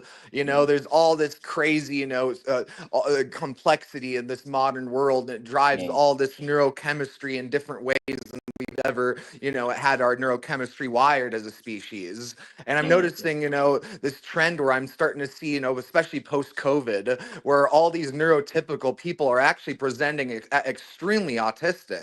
And a lot of the autistic people that I grew up with, that are around my age, they're actually presenting as extremely neurotypical It's now. So interesting, it's isn't like it? the paradigm has Mm. shifted. It flips. So what's Mm. interesting is there is a very specific criteria, and in your case, finding gnosis, I could almost guarantee, I could almost bet money on it confidently that you're not anything on at all the autism spectrum. And Yeah, there's yeah. very I specific mean, criteria. having said that, bro, I've done the test. You know, the test online. I didn't come out as one, so I don't know Okay, how. Yeah, yeah. but I So, could so explain to go you ahead. at Yeah, some other time. I could explain to you exactly how I can immediately tell that. So whereas our fellow, what was your name again? The one that's talking with us right now. The other Sage, than Gaia. Sage, yes. Just the very first time I heard Sage speak, that I immediately could tell, okay, there's like 95% likelihood he's at least diagnosed on the autism spectrum just by the speech pattern alone. Boom, instantaneously I could tell. What is the And speech pattern? What is the speech pattern? it's the way he talks. And I'm not saying this is a good or bad thing. I'm just saying it's the Hmm. pattern to it. It's the pattern of how he speaks, the tonation, how he responds, when he Is responds. it perhaps they sound more deliberate in their speaking than others? More deliberate, and they sound more in your face, but even though that's not the case necessarily, that's how it comes across to other people hearing. And so my brain processes, okay, the way he talks is going to come across this way to others subconsciously, if not consciously. So therefore, Hmm. because that's happening, that probably means he's diagnosed on the autism spectrum, whether he Right, considers right, himself that right, or not. right, right. And all these things run through my head. So in my case, like, I can mask so well that I literally have the diagnosis on paper and I face the symptoms in private, but I literally have to go out of my way a lot of times to make it obvious Yeah, that, I mean that's that you is its know, own special type of living hell. Although it's good because it helps you function, it's it's also like a bad twilight because zone. because Yeah. people don't see that you need assistance or that they need to like bend their ways just as much as you bend your ways for everybody else. Yes. Right. There should be a meeting in the middle. Okay, like your friends, people you meet who care about you should bend a little bit for you as Yeah. well. But because Yeah. you're functioning so well, perhaps they don't see the Yeah. need to do that. Well, Oh because no, you're that's where masking the so whole well. new three-tiered, autism spectrum is a complete mess, Mm. because there's a lot of Can you intersectionality. explain what that is? Sorry, I don't know what that is. Three-tiered autism spectrum. What is that? Well, there's this three tiers, there's the low functioning, there's the the middle functioning, and then there's the high functioning. I'm probably not using the terminology exactly right, but the Right, yeah, I heard PP classification mentioning system that. Yeah, go ahead. is around the I exact didn't know that was same. a new thing. So that's a But new the thing. problem is there's a lot of the second tiers, the mid tiers, where they're actually, almost high functioning according to the old So diagnostic model. this And explains it. Oh, sorry, I didn't mean to interrupt, but there's an easy way to understand it though. The very easy way. So it's not that an autistic person is mid tier, low tier, or high tier in every aspect of their life. It's that they're mid tier in certain aspects and they might be high tier in others, or they yes, might be high yeah. tier in all of them. So and you might have someone who's low tier in one aspect but high tier in another. So it depends on what it is and what aspect. So for example, That's there's what I'm saying though. There'll yeah, be people exactly. that are mid tier that are extremely socially, up there. That they have Right. social skills that that exceed that of most autistic people, but yet they're Yeah. diagnosed as mid tier. And then Guys, it's I just just want to bring Noodles crazy. in here. I want to bring Yep. Noodles in. Noodles, we were talking about introversion, ambiversion, and extroversion. What do you consider yourself? Are you, I would say you're probably an ambivert or an extrovert, right? Amber. You're an That ambivert, are sounds you? right. Mm-hmm, Yeah, I mm-hmm, think so. That mm-hmm, sounds mm-hmm. accurate. Yeah. And how do you know much about this kind of thing? Because we were just going over it briefly tonight, this evening, this afternoon, wherever you are. Is it something you've looked into, Noodles? Not really. Okay. Well, PP has been enlightening us tonight. Um, but yeah, how are you, Noodles? Did you just come on to shoot the breeze and join in, or have you got something to say in particular? No, I just finished playing a gig and I'm driving home. Okay. And how did the gig go? Yeah, it's fine. Cool. Cool. Well, we got BT in the chat. PP says, "Have a good one, guys. He enjoyed talking with us." All right, PP. Well, it was an absolute pleasure, and it was great to have you on, my friend. And have a good evening with your friend. BT, do you want to come on here and chat? BT says, "What we talk about, whatever you want, is the answer to that." We were talking about introversion, ambiversion, and extroversion uh, in relational dynamics and how we orient ourselves in the social world. Gaia, you were listening to all of that or most of it. Yeah. Did it spark any thoughts in your minds in relation to that? I had one, but I lost it, man. PP brings such energy to his vocalizations. It's so steady. It seems every day he's on, he just has a steady energy level, and He's I like I have ebbs and yeah, flows. he's like Some this. days I have energy, some days I have less energy, and when people with more energy go by 1,000 miles an hour, I tend to lose my trains of thought. Right. Yeah. Well, I have to say, I do hope, and I do hope you'll change your mind on your veganism, Sage. Because I was listening yesterday, and I don't agree with your synopsis on matters.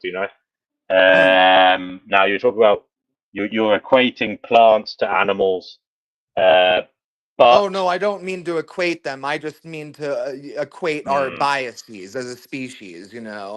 That's the biggest one. Is yeah. really Well, what would happen if I mean, aliens came the point is down. we can see the suffering in animals. We can't see it in plants. If you can see it evidentially, then I think there's a bigger But that's burden my on you whole morally. point. That's the bias. That's the point. Yeah, Is that's the I bias. know. Yeah, I know that. I know that. But the fact that you can see it, Uh huh. it should lead you to not to do something about that. You know what I mean? Now we can't see it in plants. Doesn't mean you can't investigate it further. Okay, that should call for further investigation. Okay, but the fact that you can see the suffering in animals, I would say, it calls for a greater moral responsibility.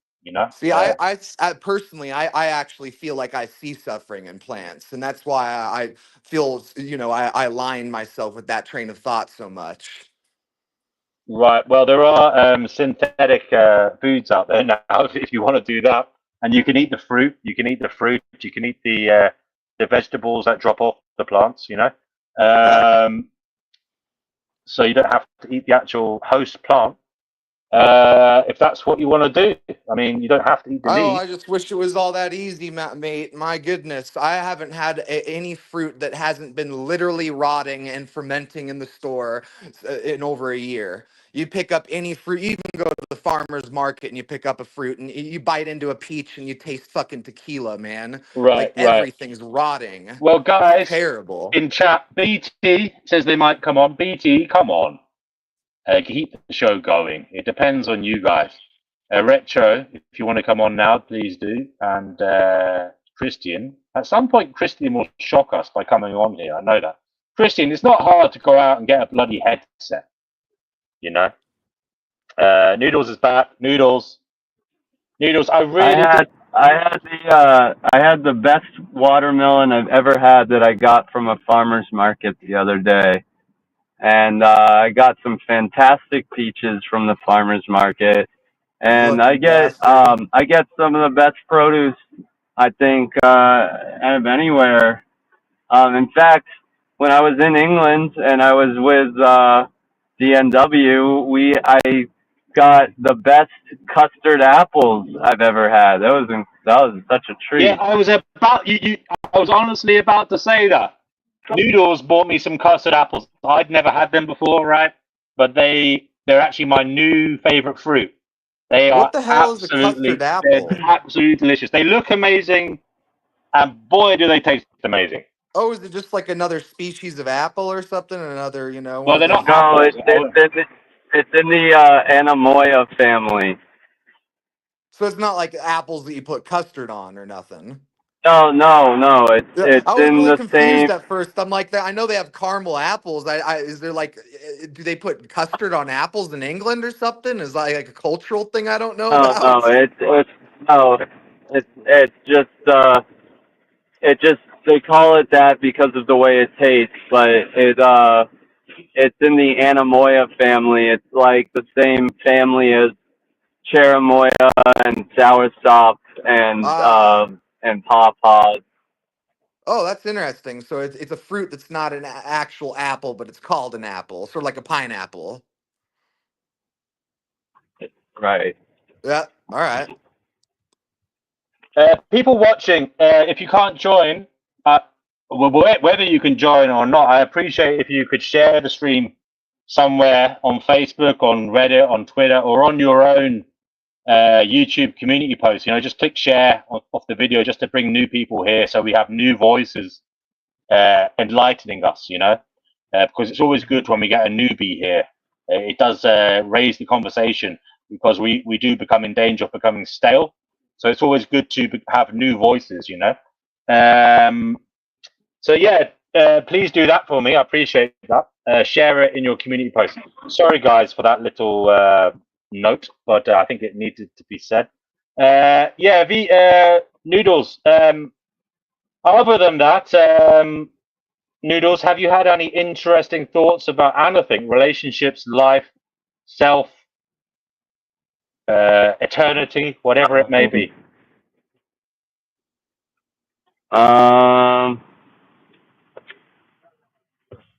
Yeah, I don't know, like that. I feel like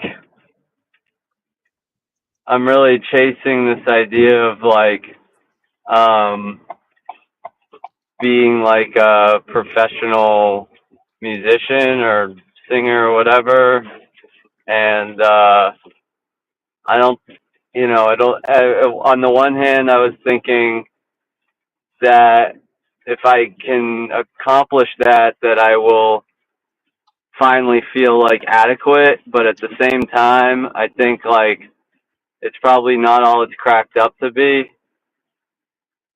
Yeah, Like I'll still get like even if I get there, I'll still feel like I don't know, like I didn't really do I still won't feel adequate. I'll still feel like I didn't do something that really contributed to society and made the world a better place or something.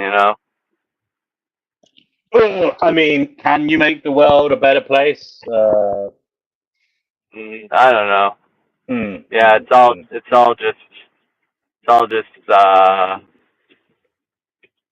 yeah. mean, look, if you're making a better place for a few people, even just one other person, you're doing something right in my eyes. Adam Walker says he's not feeling too good. He's going through a rough patch. Adam, there's no better place to come on and have us talk to you and hopefully, get the depression out of you and get you thinking a little bit better, perhaps. Hopefully. Sometimes we do that here.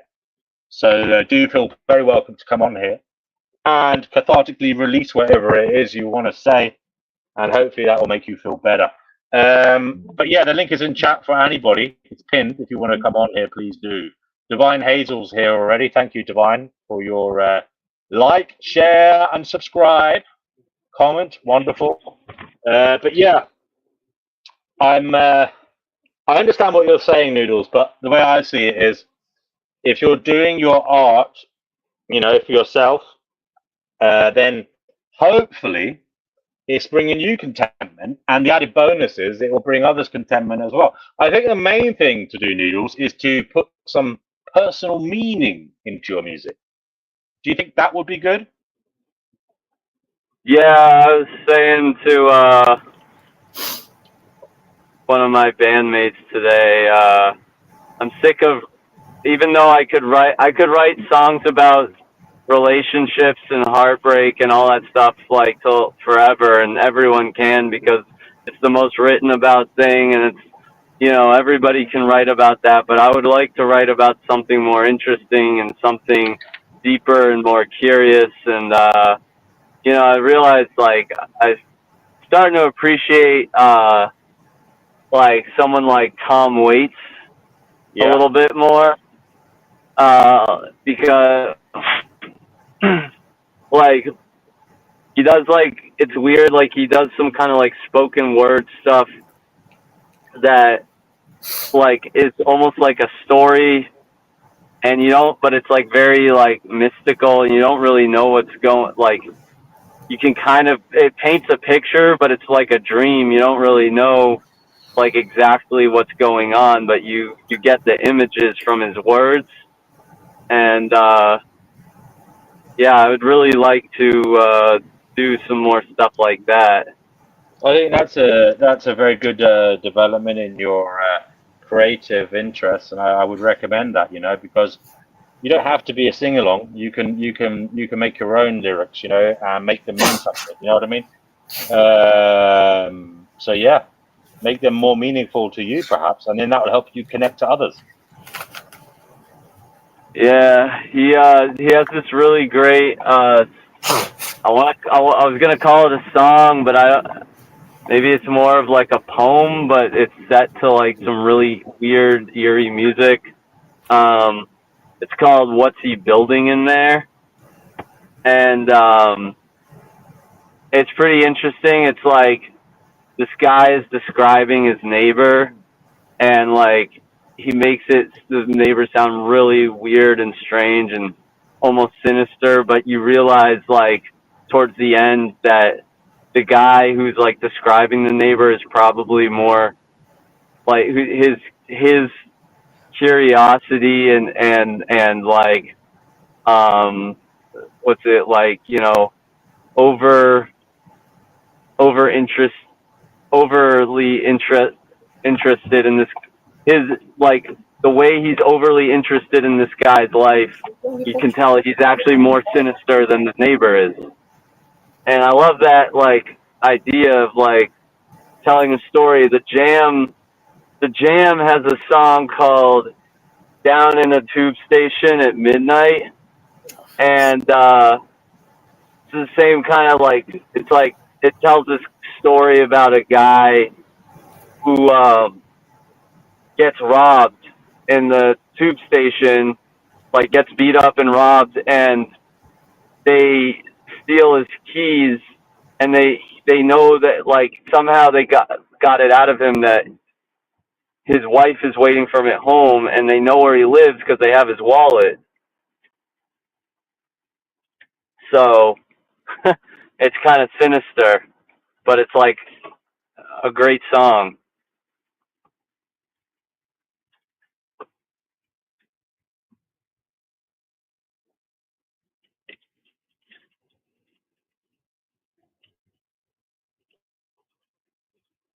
We lost Chickpea somehow, or I don't know why. BT has a question here. Sorry, guys. Why do ex-Christians have a tendency to get into Satanism or other related religions or ideologies? That crossed their mind a couple of days ago, and she's just been sitting on it. She'd be interested to hear what we all think.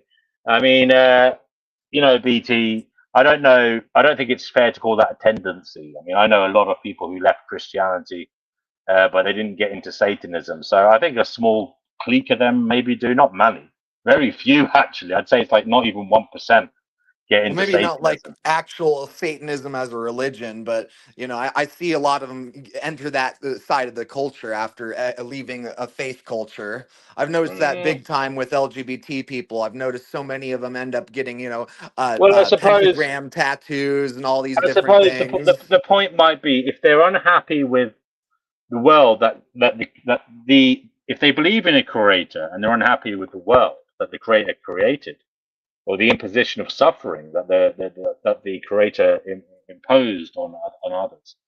Well, it does seem natural that they might go into thinking about the force that is against that creator. Now, I would say uh, it's a bad thing to do to go into worshiping Satan because apparently Satan is against everyone. So yeah, Yeah, I don't think that. That's where I not a think that good the idea. You know, vast Satan majority don't. isn't your friend.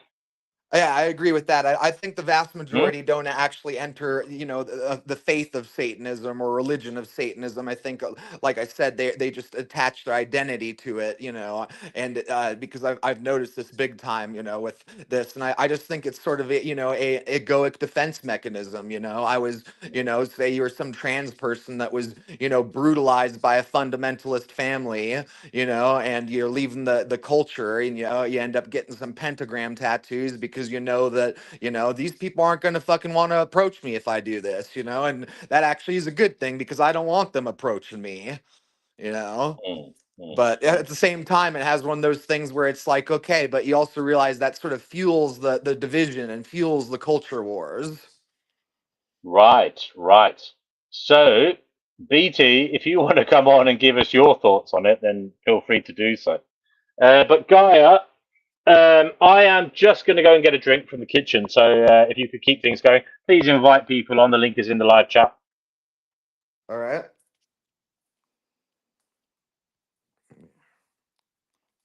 Yeah, people. If you're interested on coming on, we can talk about pretty much anything because pretty much anything can unlock one of those pieces to Gnosis. So if you're interested on that, check out the live link and join in on the stage. BT says, here. BT says, I'm not a Satanist anymore, but I'm also not a, wait a second. I'm not a Christian anymore, but I'm also not a Satanist either, as neither of those gods exist. I have found myself taking a liking to Aleister Crowley and Anton LaVey, though. Interesting. All right. So BT looks like he's getting into some occultism. Yeah. Crowley, that Crowley has some interesting stuff. LaVey is a little bit more. I don't know about that one. Both of them are a little bit like that, but in different ways. I don't know. Sort of reminds me of Rasputin. Rasputin's such an interesting historical figure. You know? I don't know. Yep. Yep. Yep. Yep.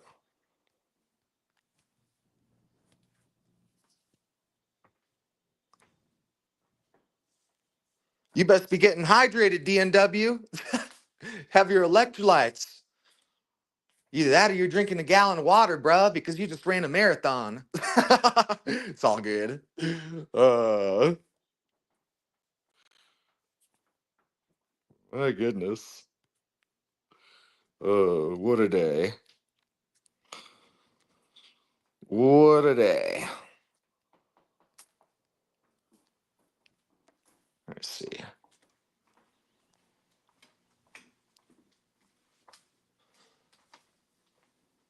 We need to get an ADHD bot. Oh, Noodles enters the studio. Here we go. What's going on with you now, Noodles? Where's Still driving? DNW? I'm back. DNW I'm is back. getting I'm a. back. Sorry. Oh, you're back. Yeah. All right. I went to the kitchen, got an orange and pineapple squash, and I'm now having a vegan ice cream. So there you go. Oh, I had a vegan ice cream today too. Lovely. What did you have? I had a chocolate soft serve. Mm. I'm really confused with terminology. Wouldn't it be like vegan sorbet or like vegan gelato? Like, No, what's no, an No, it's it vegan was ice a based. soft cream? serve. It's a nice. Mm. It was a soft serve ice cream. So does it like use plant fats or something? Yeah. So Yeah. Yes. oh, okay. Yeah, I was just curious on like the What was terminology, you your know. one made out of noodles? It was oats Mm. and soy, but I don't usually eat soy because I Yeah, sometimes it yeah. doesn't make me feel good. So, um, It has that effect on some people. Mm. yeah. I'm amazed that there's not more soy protein available. Like you don't see that many products over here in Nevada with soy protein. I don't know if it's Uh, just the fucking like cowboy culture here and how there's so many men that say, soy increases your estrogen, which is fucking pseudoscience. Like that's some, doesn't affect it like Mm. the way yeah. I people mean, do say it does. When I was in Vegas, there's plenty of places that had tofu and soy and stuff Oh, like that's that. Vegas, man. Like that's a tour. That's like we're they're going for all the tourists and all the the modern food trends. Like Mm, yeah, you know what I'm saying? Like you go to any like international city and they're gonna have like the best of the best food and like all the up to date trends and varieties and all that stuff. I see. Yeah. No, I Oh, don't know. I just never see soy protein. I see pea protein in everything, but I never see soy protein. And it actually drives me nuts because I like soy protein, but I hate pea protein. It's so chalky. The texture of it, just I cannot get over it. indeed. Well, I mean, I like both. I wish I could eat more soy, but it doesn't agree with my stomach all the time. Mm. No, that's one of the things that drive me nuts is that they used to be actually good protein powder, a variety of it, and it was, affordable. And now, like, you try to find any vegan protein powder that doesn't have, pea protein in it, it's like you're going to be looking for the one product out of 20. So it's like, it's fucking difficult. It's like, this is where it's just crazy. I don't know. Mm. The food industry overall is just a mess, I'm discovering.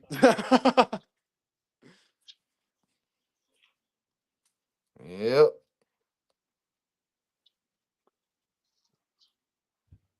Mhm. I'll tell you what. Jeez, everybody's getting into the King of the Hill fucking hive mind lately. I've always What's been that? into that. Fuck, I grew up watching that, but fuck, I cannot handle the fucking new reboot or whatever. Like, I haven't fuck, watched man. it. Oh, I do not like it. The first fucking 5 minutes, I'm like, oh my god, they're already making this shit all meta and self-referential to the current climate. Like, ugh. Yeah, yeah, I know what you mean. They They did do that that with with a lot of shows. everything. They I'm do like it with the everything. the wokeism is bad enough. Like I love some organic, progressive, storytelling. But if you're forcing progressive politics into it, it's just fucking disgusting. But it gets way worse when you're doing that kind of shit, where Yeah, it's beyond. I agree with you. I agree with you on that. Yeah. I'm just noticing these things all the time, more and more on television. Like I'm watching a show last night, and there's some fucking airplane disaster, and some of the passengers have to fucking put the plane down for a landing, and I'm going like, I swear to God, I've seen this 1,000 different times on 1,000 different shows. I swear to God, it's like they know that the airline industry is such a disaster that we need to fucking train people how to fucking fly this shit in emergency. I'm like, are you fucking kidding me, man? What's going on here? Well, I mean, there was a movie in the '70s called Airplane, where that was the premise. Oh yeah, that was a fucking that was like a golden comedy though. Like I'm talking Yeah. like you watch pretty much any police procedural kind of show, you know, some like NCIS kind of thing, and they'll Mhm. inevitably have one episode about some hijacking where some civilian has to land the plane, and they like are explaining everything about how they land the plane while they're doing it on the TV, you know, and it's just like you can't tell me that they're not like trying to subtly program, you know, how to land a plane in an emergency situation to the general public. I'm like, they're doing this on purpose. I don't know if I believe that. I don't know. Who knows? What's new, DNW? Not much. I was just watching Putin and Trump the other day when he was over in Alaska, and I wonder when the sex tape will be leaked. yeah. I think the more interesting question is who will leak it.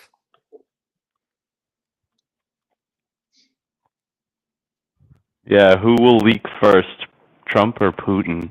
Oh my god. Or maybe they'll leak at the same time. Just watch, we'll start making nappies a political fucking thing. Trump's nappy leaked. It's a bad nappy, you know? Like, these American-made nappies are terrible.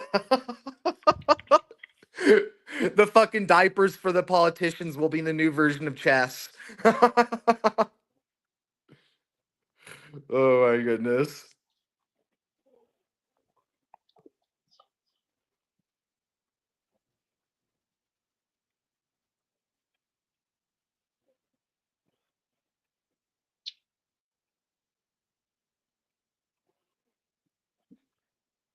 Yeah, I think we might need to look into programming some kind of fucking helper bot, you know? It just helps stir up the conversation. That might be a good idea.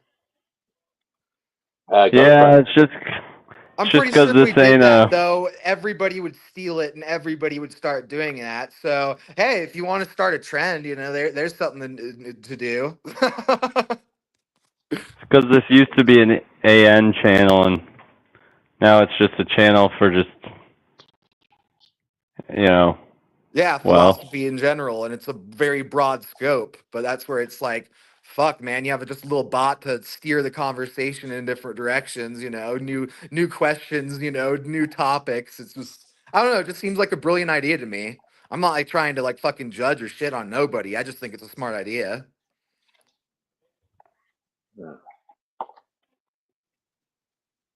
what are those AI cartoon things you keep making? Oh, they're kind of just absurd AI prompts, you know. And if you just post the first one, and they're silly, you know, they're so silly they're meant to make you laugh, you know. Some of them I don't understand. That's the thing; they're not meant to be understood. Sometimes they're just absurd. That's the whole point of them. Retro, you coming on, bro? BT, anybody? Gaia, we lost Gaia for some reason. I don't know why. Oh yeah, I still have this. So I think I told you I have a arthritic bone spur narrowing the nerve canal of my C7 vertebrae. Right. And like, yeah, I get very harsh pins and needles down my left into my left hand throughout the day. And like, I was doing some, you know, I was moving around the amps for the show today, and you know, it's amazing. Used to be I could just pick up an amp and put it on my shoulder, and I did that. I can do it. Just as soon as I do that, my whole arm starts radiating with fucking fuzzy. It feels like I'm getting like electrocuted by an electric fence or something. Yeah, and you're going to get an operation for that, aren't you? Hopefully. Yeah, I have to wait till September to get. I'm gonna get a prednisone shot into my C7 disc, and if that doesn't help, then hopefully they'll give me the surgery. Yeah. Yeah, and it should be fine then, brother. I hope so, man. It's just crazy. It's crazy to think that people had like 100 years ago or whatever or more. They had to live with this shit. Exactly. So count yourself lucky that you were born. If you had to be born, it's better to be born with some medical relief, rather than none. I mean, the amount of surgeries and procedures I've had in my life. If to think if I was born 100 or so more years earlier, I'd just been screwed, man.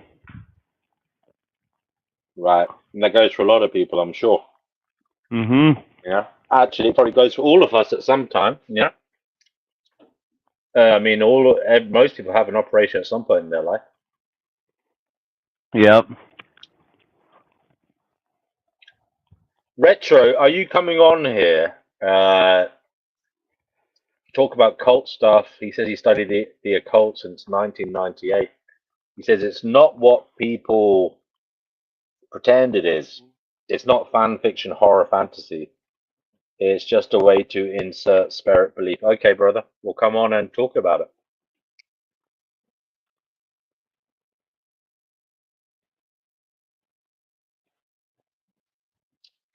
I'm just going to check out the collapse Reddit subreddit.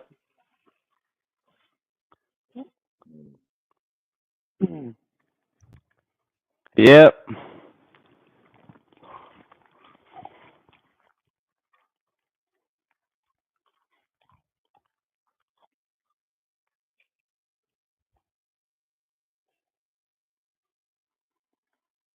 I will do anything just for you. I will do anything just for you. I will do.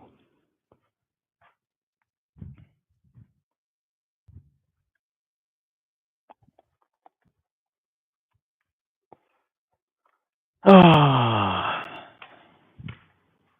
Do do do do do do do. Okay, so I'm just looking at the collapse of civilization subreddit to see what they're saying on that. It's quite an interesting subreddit if you want to go and have a look. Yeah, we can talk about the occult, brother, if you want to come on, Retro. Tell us what you believe about it.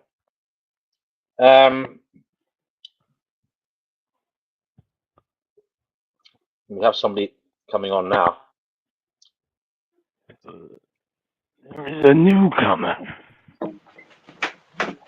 Yes. Hello there. Hey guys, how are you? Not too bad, thank you. Is the mic working? Is that Retro, yeah? Yeah, I was just saying, is the mic working today? It seems to be. Oh, that's good. Yeah, I didn't know if you had any questions about it, or specifics or something, or what anyone else's involvement in these things were. I just saw BT's post and saying he was interested in Crowley and LaVey, but that's probably the wrong direction to go in the occult. Yeah, I think so too. I mean, Crowley was a creep, wasn't he?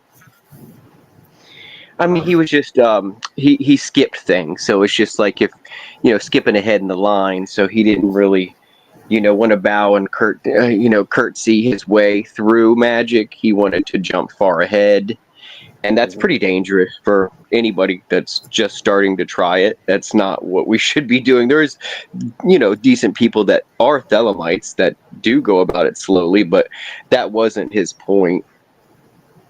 So, do you believe that the occult works in some way? Definitely, but it's not. So there's Wiccan and there's people that do witchcraft, but that's really different than what I view it as occult. So doing magic, like a ritual to, like, bring your lover to you or whatever, is not ceremonial magic. So I'm more into ceremonial magic. I was into chaos when I was young, but it's more ceremonial now. So I think all that stuff helps, if you use it for good. So I mean, I look at it as fine tuning. So it's like tuning your instrument. So, but your instrument is yourself, whether it's your chakras and aligning them, and or magnetizing yourself to increase your energy to the direction you want to go, is how I see it, or doing exorcisms on yourself so you are a better person, like chemical wedding kind of stuff. Mm.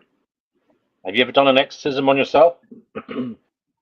I wouldn't say it's exactly an exorcism, but it's just a form of that, to constantly tweak your being. It kind of is. You're constantly purging. So, yes. So you are purging stuff if you're doing ceremonial magic. A lot of it is banishment, and you're not banishing, this or that. You're banishing stuff out of yourself and things from your surroundings. So you might lose a friend, you might gain a friend, you might stop talking to someone, but you didn't choose openly for that to happen.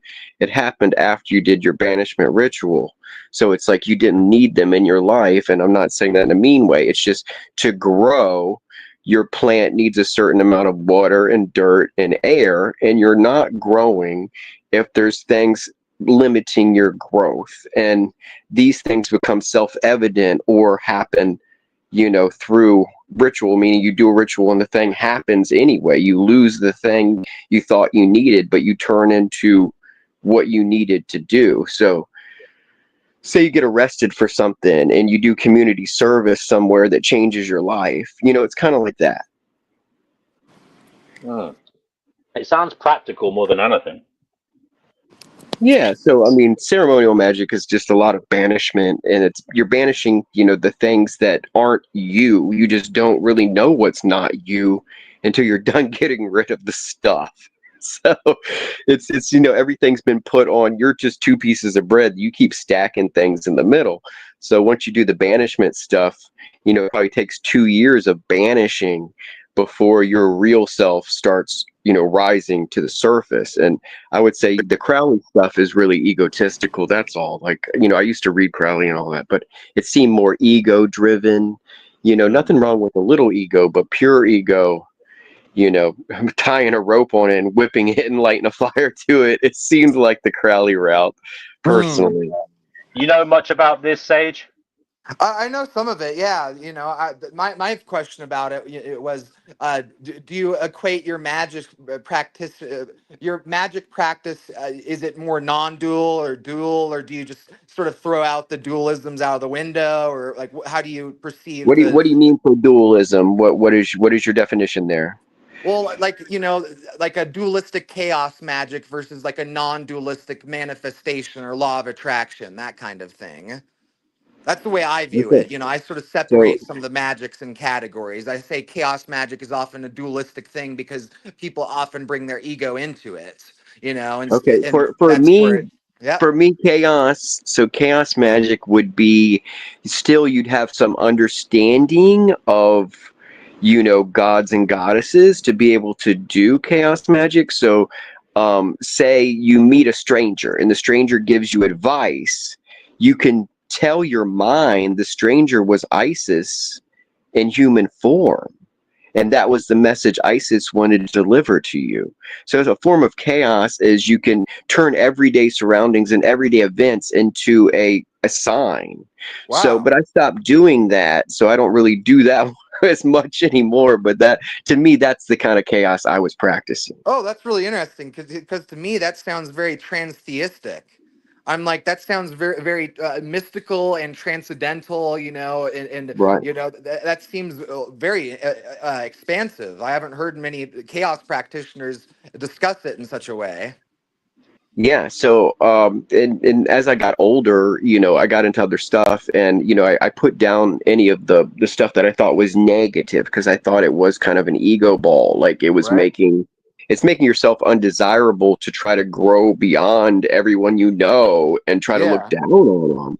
So to me, the Crowley stuff was much like that. It was, empowering yourself constantly with this ego power and using that. Yes, you're gaining something, but you're not really doing banishment much along the way. So you're just stacking more stuff until it's going to teeter over.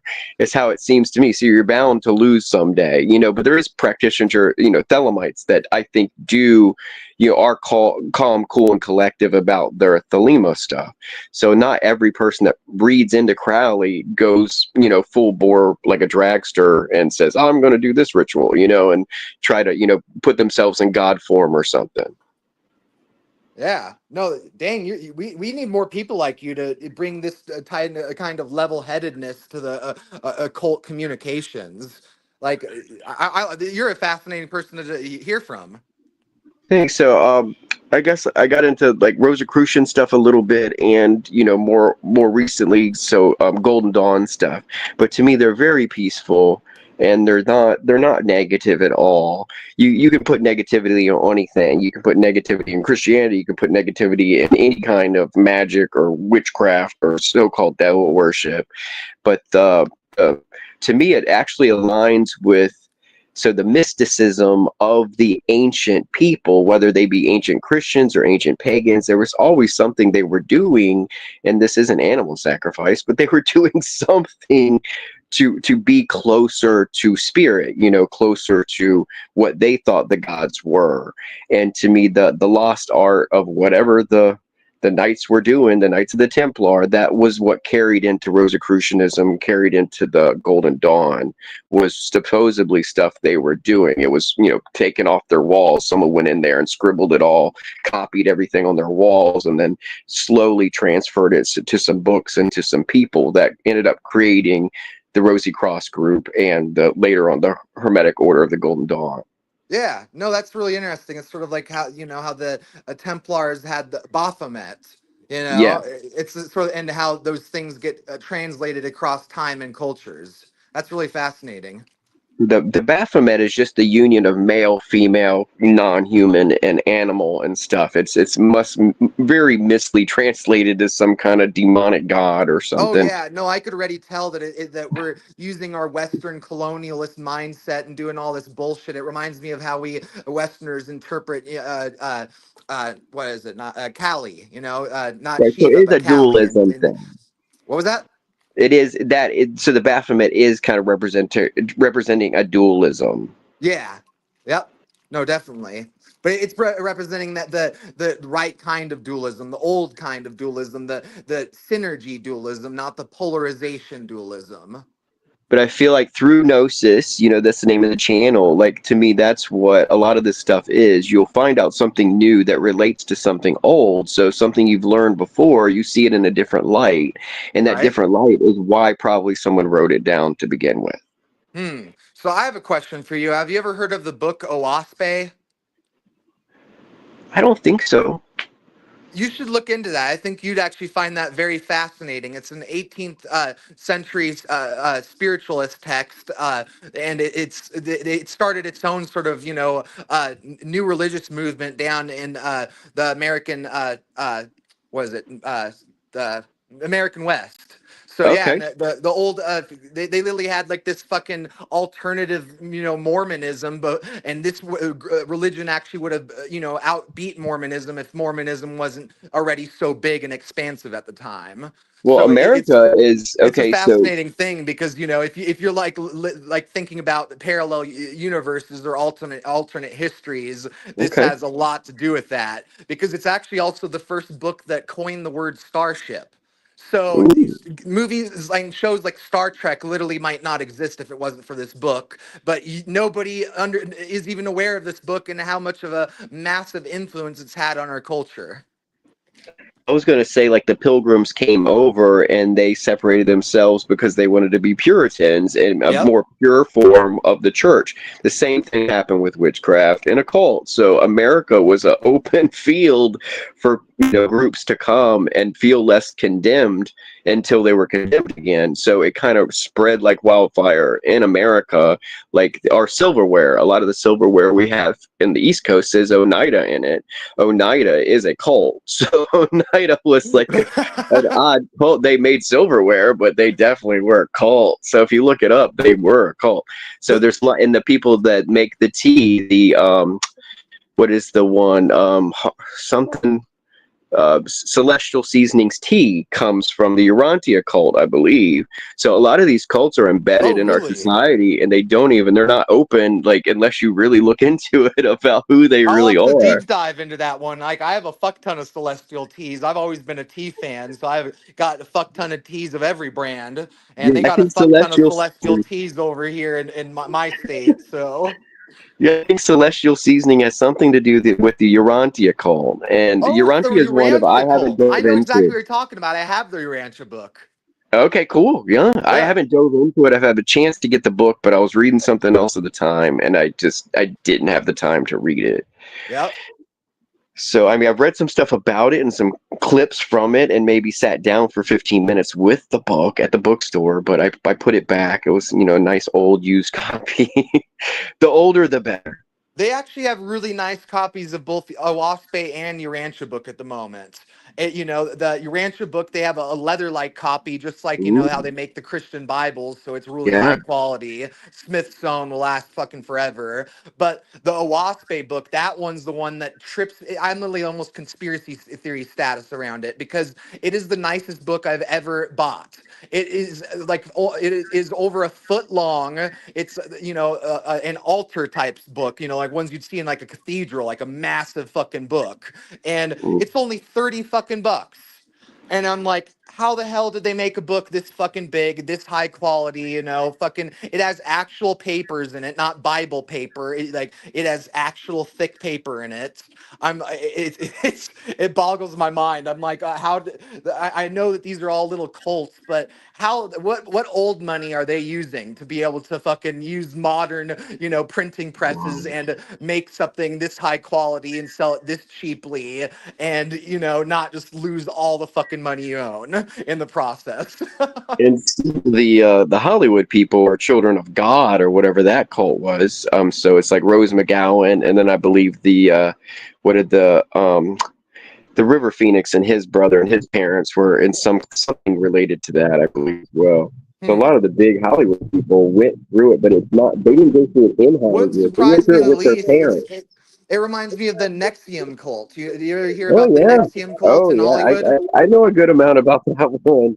Yeah, Yeah. no, I do too, man. I grew up watching Smallville and Battlestar Galactica, and I had Okay. fucking crushes on all those women. So when that happened, I was like, holy fucking shit, I need to fucking reassess my vibes and how I Yeah, they assess wouldn't have let people. us into that one. We wouldn't have been invited into that. We would have been invited into that. Yeah, we would. They would have. It's only the pretty women get invited into DOS. We don't meet that requirement. Oh my goodness. Yeah, I mean, I'm kind of pissed that he got so much fame because there's people You're that I starting to think have break up done a little worse. bit. You sound muffled, dude. Okay. I thought there was people that are worse in our society than Mr. Teacher Leader, and they give him like 200 years in Yeah, prison. I'm sorry. I can't hear you, brother. So I'm gonna back out and back in. Okay.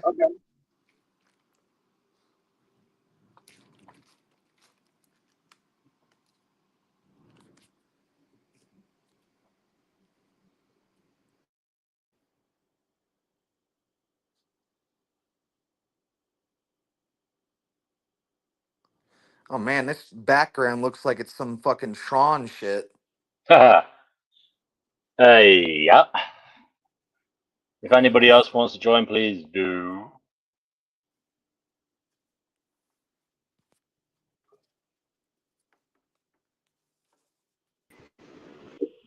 Hello, is the mic working or no? You're on again. Is the mic still an issue or no? It's a little better, but it's still acting up. I just want to make it more louder or something. It's the issue. If it was fine before, I was going to change it. Well, I'm nearer to the router now. Is that any better? If it's not, it's not. That's better. It was better just a moment when you said if it's not, wherever Okay. you were positioned. So yeah, I'm closer to the router right now. That's all. It's a bit muffled. If you want to maybe, I don't know, if you're too close to it or something, I don't know. Is it any better now, or is it just? It's not great, brother. It's terrible. Yeah. I think I have some interference then in the sky because I'm close to the router. And this happened the other day too. Yeah. Too bad. Sorry, Retro. You can't hear you.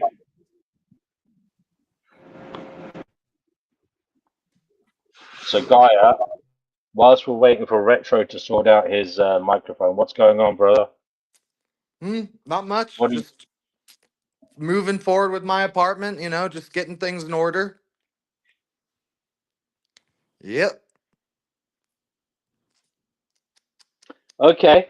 Well, I'll tell you what, Gaia, I'll leave it to you then. If you want to maybe read something, I don't know, keep everyone entertained. Is that okay? Until someone comes on, or just end it. It's up to you. All right, for sure. Maybe I'll go see. on the Collapse subreddit or something, and read the latest stories. Oh, I did just Something like that. find a way. I just got. I actually found a way to fucking get into Reddit again. So that's good. Yeah, do that then. You can read stuff you find there. That'd be really interesting. All Yeah. right, bro. I'll be listening anyway. So All enjoy. right. Bye.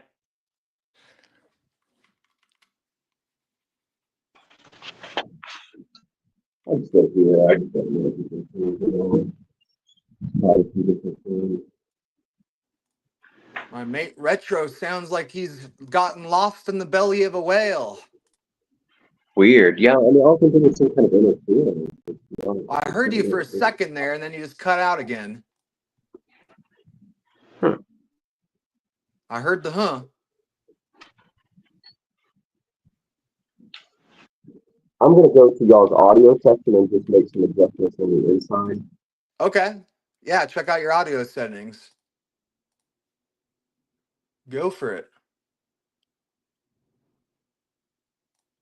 Click there. Okay. No. So, there we go. Let's see if there's anything on Reddit. Is it still the same, or? Oh, I can hear you now all of a sudden. Yeah. Yep. Okay, y'all are a lot quieter, but I can hear. If you can hear me. Yeah, I just changed interior settings of this the web page thing or StreamYard. Yep. So I'm gonna have to wear headphones, I think, to hear. Huh.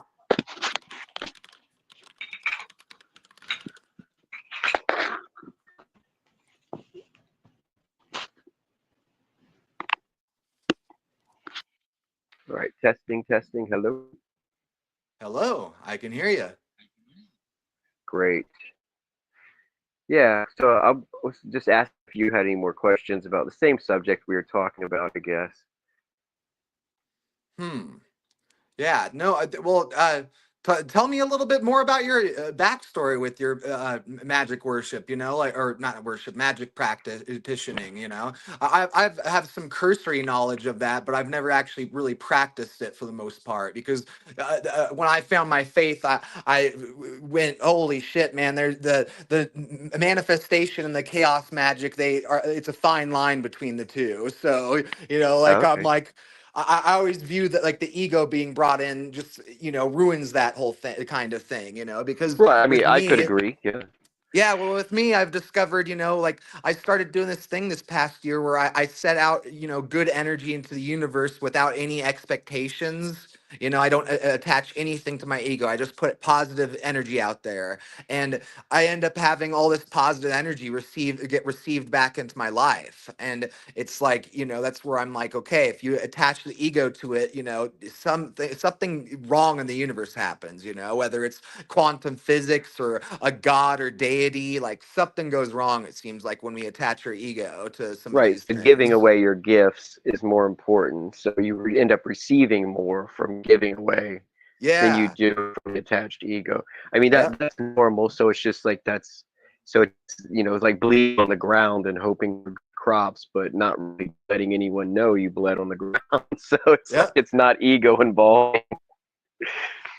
Well, it's interesting because I literally used to worship chaos when I was going through hell, and that didn't do anything for me. And that's where, you know, I'm like, if I'm like literally worship primordial chaos and nothing's fucking happening, like, I really don't think chaos magic is going to do much for me. Right. I mean, chaos can cause more chaos is the problem with chaos. So, The problem you with know, chaos is that there's no connection to like the human spirit or the DNA or or whatever you want to call it. You know, there's just no natural inclination for our species and for that energy to vibe. It just well, doesn't really fucking work. Well, for some individuals, you would think just something, okay, like, you know, depression medication isn't meant for you to take every day. It's meant to take until your depression is better. Yeah. So chaos magic, I would think, is you're using chaos until you're better, meaning like you get a hint, you get a signal, you get a sign that moves you to the next step. Hmm.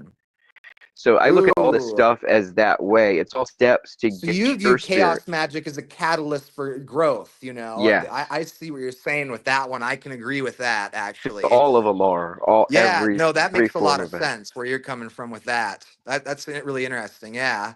You know, that's where it's just, you know, it's fascinating because, you know, I lean into the mysticism but lean away from the occult. And I can just tell that what it is it's just, you know, the leftovers of my cultural programming, you know, the leftovers of the Christian culture saying, you know, don't move in that direction, you know, it's all evil. And it's like, I know that's all bullshit now that I've found my faith, but at the same time, I also understand that our intentions and our energies that we put into things matter like pretty much more than what we're reading or what we're doing. It's like what we put out there is what's the most important thing, you know. It's like you could read the most Right. hateful book in existence, but if you're reading it out of a place of love and you're not going to act out that hate, you know, it's really not going to be a bad thing, you know. You're probably then you know, deconstruct the hate that was involved in the book and, you know, find a way to, you know, to alter the scales, you know, shift it from the hate to shifting it onto the love. Go, okay, I read Mein Kampf and, you know, I've studied psychology and maybe this was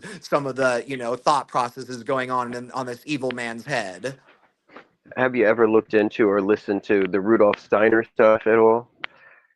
No, I really need to get into his stuff though. He's one of those You few know who he people is. Okay. I've noticed some synchronicity with, where the universe keeps guiding me back to him. So him and Neville Goddard.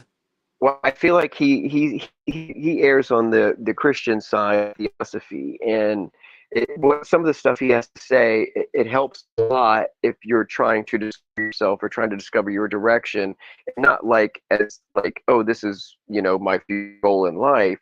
No, I mean the step I was talking about of getting your own spirit aligned or where the direction you need to go, and it's not always specific. It's just the next dot. You know, we're playing dot to dots with our life.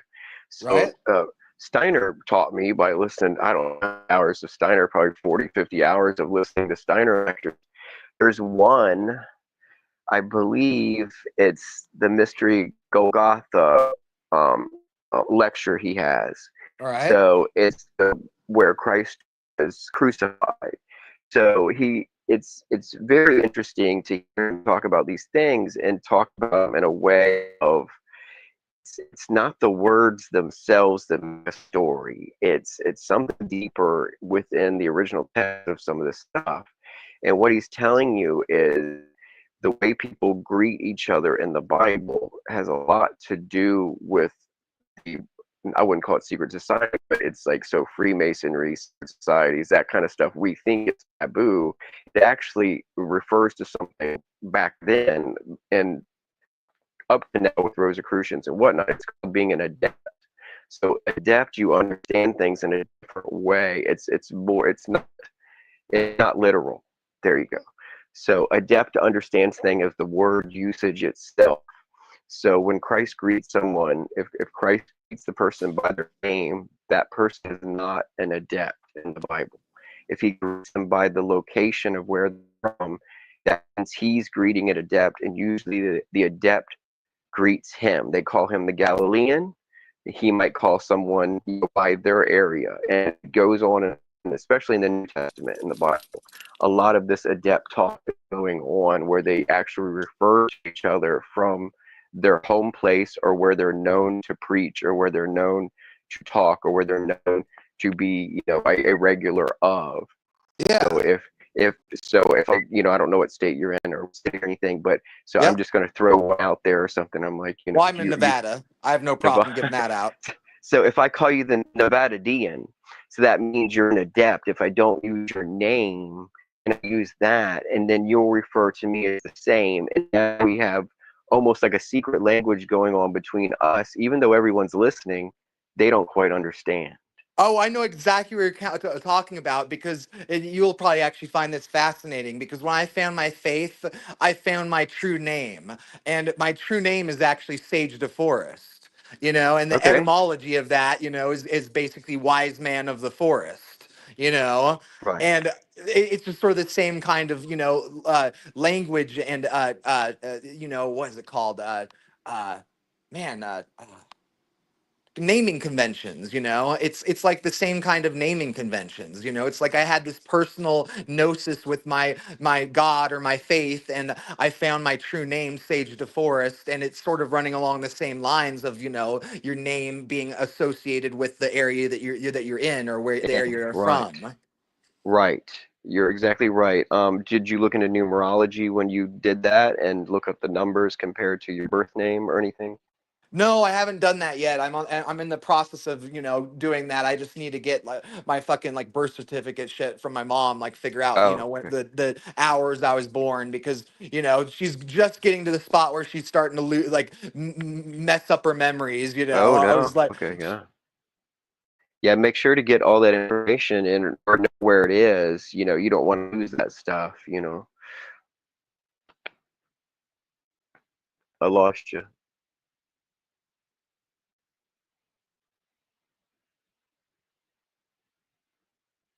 I think I lost you, Sage. Are you still there?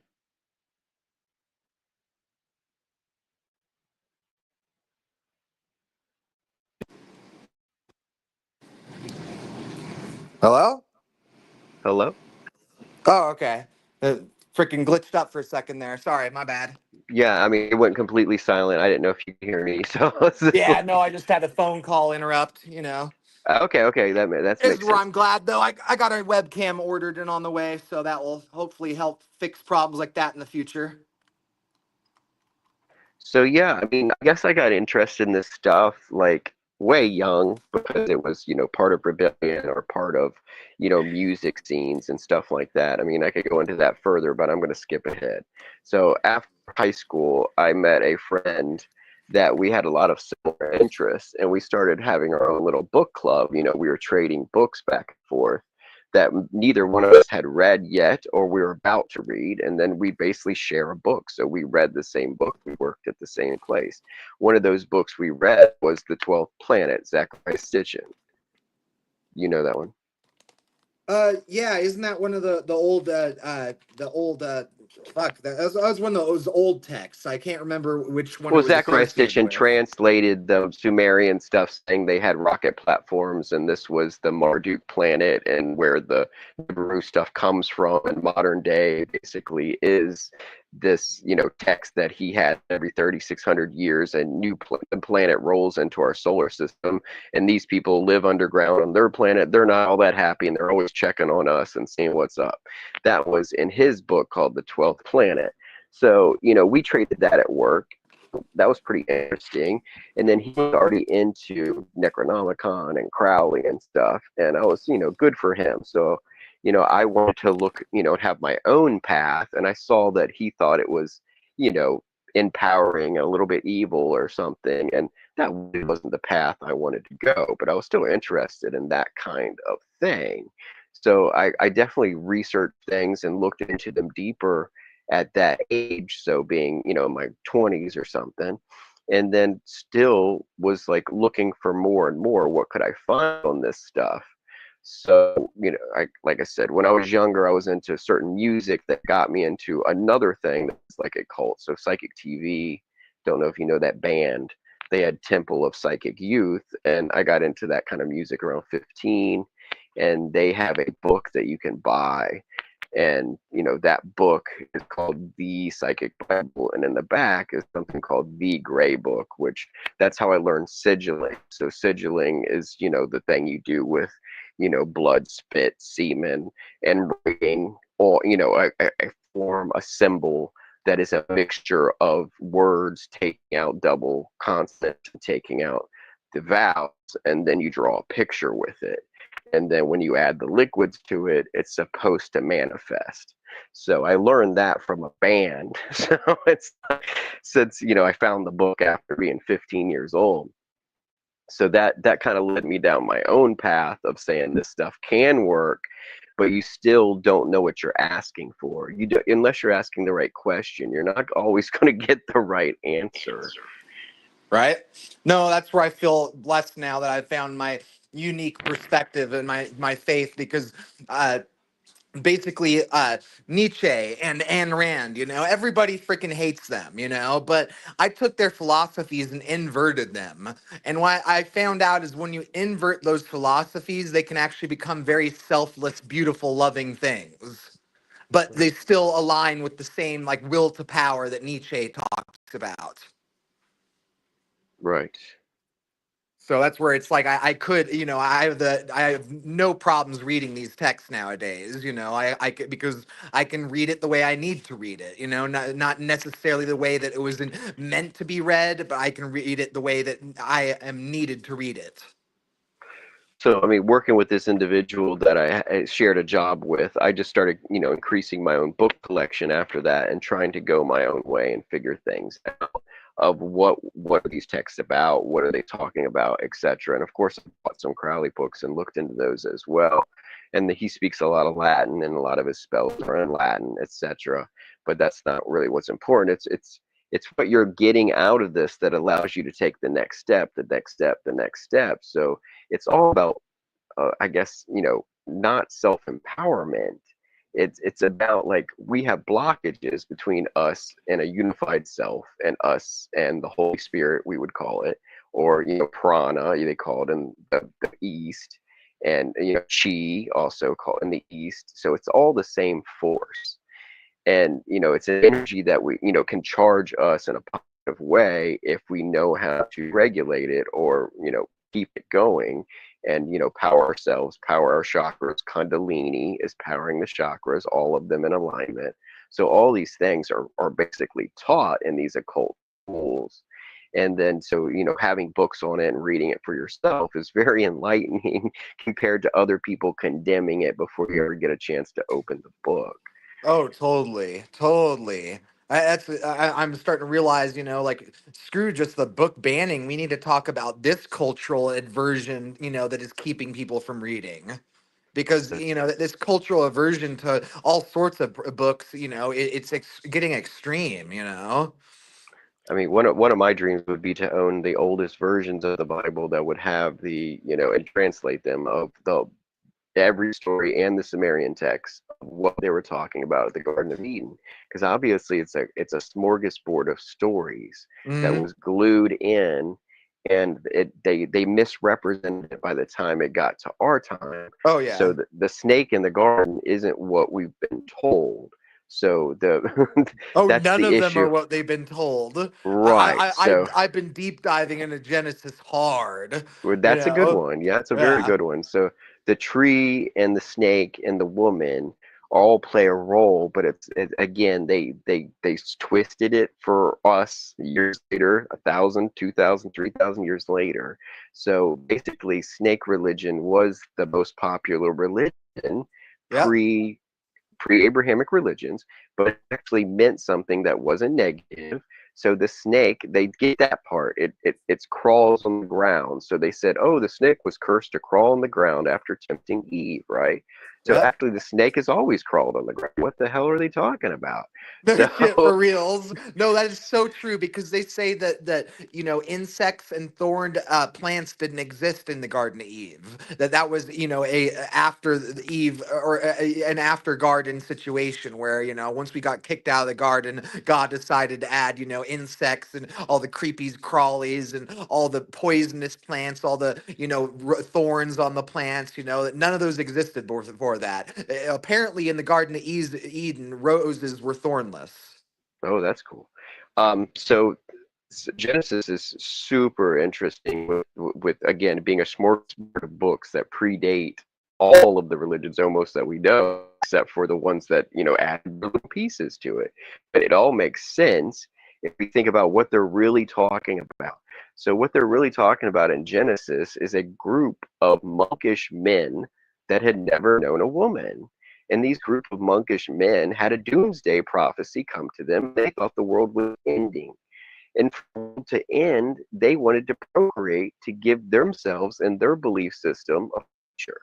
And when they had to procreate, they had to mix with the women of earth, meaning the ones that weren't as spiritual, the ones that Hmm. weren't connected to heaven, because these men were practicing white tantra or less to keep themselves clean and holy, like Lancelot and his son Galahad, all that stuff in the later books of King Arthur. It's the same stuff. So, being pure as a man, supposedly at that time, not knowing a woman, that empowered a man in a way to be more spiritual. But to be, to continue after a doomsday, you had to find a woman and start a family. So then, when it says to me that they intermixed and all that stuff, it was actually the men of God weren't angels. They were holy men that had never known a woman. And they had to find a wife. And that's what changed all of humanity, was when this monkish group that never knew women had to start families, because their group would come to an end, or the earth was coming to an end, and they wanted more in numbers. So when they did that, that kind of changed their direction. And what they're trying to teach us about the tree and the garden and the snake was that's mankind's desires in women for sex, and how powerful sex is. That's why Medusa has sex in her hair. She was the most beautiful woman. So she used the power of her beauty to turn the men to stone. That's an erection. So the stories, and when we understand them today, is not the exact translation of the words that we use to understand these stories. But since we've been a little off with them, it's much harder to wrap our heads around it until we get all the clues. Yeah. So I don't know if you know much about white tantra compared to gray tantra compared to black tantra. Do No, you know I those? never even knew that there were different shades of tantra. Okay. So to people, the original Hebrew cult in Genesis was white tantra. They did not believe in sex for gratification, didn't believe in sex for evil creation. That's white tantra. So gray tantra is when you believe in using sex for a spiritual reason or using it for procreation. And then black tantra would be masturbating to pornography. That would be having sex with a date you just met on the weekend. You don't care if you don't ever talk again, but that's a hookup. So black tantra is enjoyment, and that's all you care about is the orgasm and the enjoyment. And then gray tantra would be it has a specific purpose to have sexual union. And then white tantra would be basically abstaining, and you're abstaining so much, that's where the Tai Chi thing comes in with the Qigong and the Asian groups that practice some stuff in Taoism, that they're where the yellow dragon thing comes from, and where their emperor and their monk class came from, was how they viewed sex. So some of them were abstained, and the other ones were having sex with 100 women a day. They're using that same energy, same belief system to do so. And even today, the king of Vietnam, or what I think, not Vietnam, so the king of Thailand has 100 female concubines. And that's because he's felt Taoist, feels like he has the emperor power of the Taoist monks that give him that amount of sexual energy. If any Yeah. of that makes sense. No, that makes sense. That's really interesting. No, I find that fascinating. I love the energy and vibes you're bringing into this discussion, because it actually reminds me a lot. I don't know if you're familiar with Harold Bloom or his Book of Jay, but there's this Howard big. Bloom? I know Howard. I think it's Harold Bloom. Okay. He was a huge literary figure. Did all this. He was basically like the what's his name? The Roger Ebert of books. He was Okay. like the big reviewer of books and talks all about them and stuff. Read Shakespeare, the Bible, gets deep into that kind of stuff. But he made this book called the Book of Jay, in which he theorized that Genesis was actually written by a satirist, a woman in King Solomon's court. That's good. I haven't heard that. I know, I love that. I find that I'm like, ugh, because it brings new ways of thinking into the conversation, doesn't it? Yeah. And the fruit from the tree of life was our understanding of those things. So we weren't allowed to eat the fruit. Yeah. And then we had the snake. So again, both those things represent sex and lust. And Well, the it just makes snake, sense to me. It seems like, a woman is making fun of these old stuffy fucking men, that, like you said, these white tantrics, this woman's making fun of them, and, nobody's ever gotten even a hint of the humor out of it. so and also the snake represents rebirth and the egg. So the oldest Oh, forms the of cosmic religion, egg. Yeah. right? The oldest forms of religion are always a snake and an egg.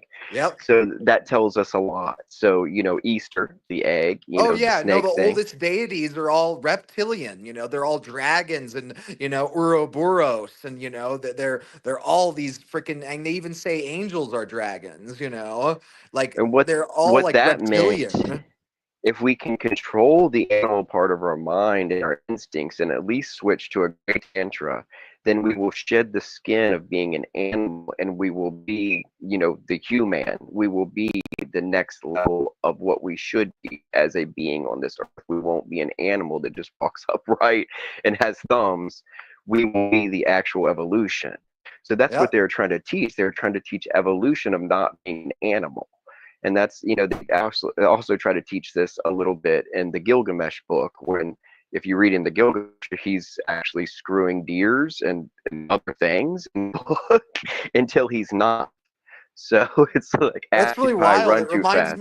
It reminds me of my experiences with hallucinogens, because one of the first times I took a psychedelic, I looked in the mirror and I saw myself as a reptilian. And this was when I was, Mm. had more of that, Christian culture just ingrained into me. And I like literally was like, oh my God, is this what God sees? Am I like some evil son of a bitch, And it took a few more trips going through these experiences, and more studying and research to start understanding how diverse it, and how much crazier it all gets, because there's all these different archetypes, and we switch in and out of these archetypes at different stages in our lives. So it's a really wild, trippy thing. Right. Well, we can shed that skin too. And then in 2007, I probably had one of the high points of my life. I met an artist named Paul Lawfully. Do you know who he is? The Boston artist, No, psychedelic I'm kind not of artist. familiar with him. He has these like chakra machines that are 72-inch squares. And I had an experience with one at home, before I'd ever met the guy. And I had paused, put it on my TV screen, a picture of his art, and I froze it and had a long meditation with it. And then I put my hands on the screen, and I could tell you what happened. It's very bizarre. So the painting is called Thanaton 3. I paused it, I put it on my screen, I blew it up as big as it would go on a glass screen. I meditated for almost 15 minutes and tried to clear my mind completely and just be me in this painting, me in the painting. And I put my hands up on the painting. It has two spaces where your hands go on the painting. And again, this is not his actual paintings are 72-inch squares and align with your chakras. So I was sitting down, and I guess, Indian style, and I had put my hands on the screen, and I was kind of losing focus. You know how your eyes crisscross when you Yep. open them? So I wanted to see the painting, so I had to open my eyes after meditating. And then my eyes crisscrossed not more than twice.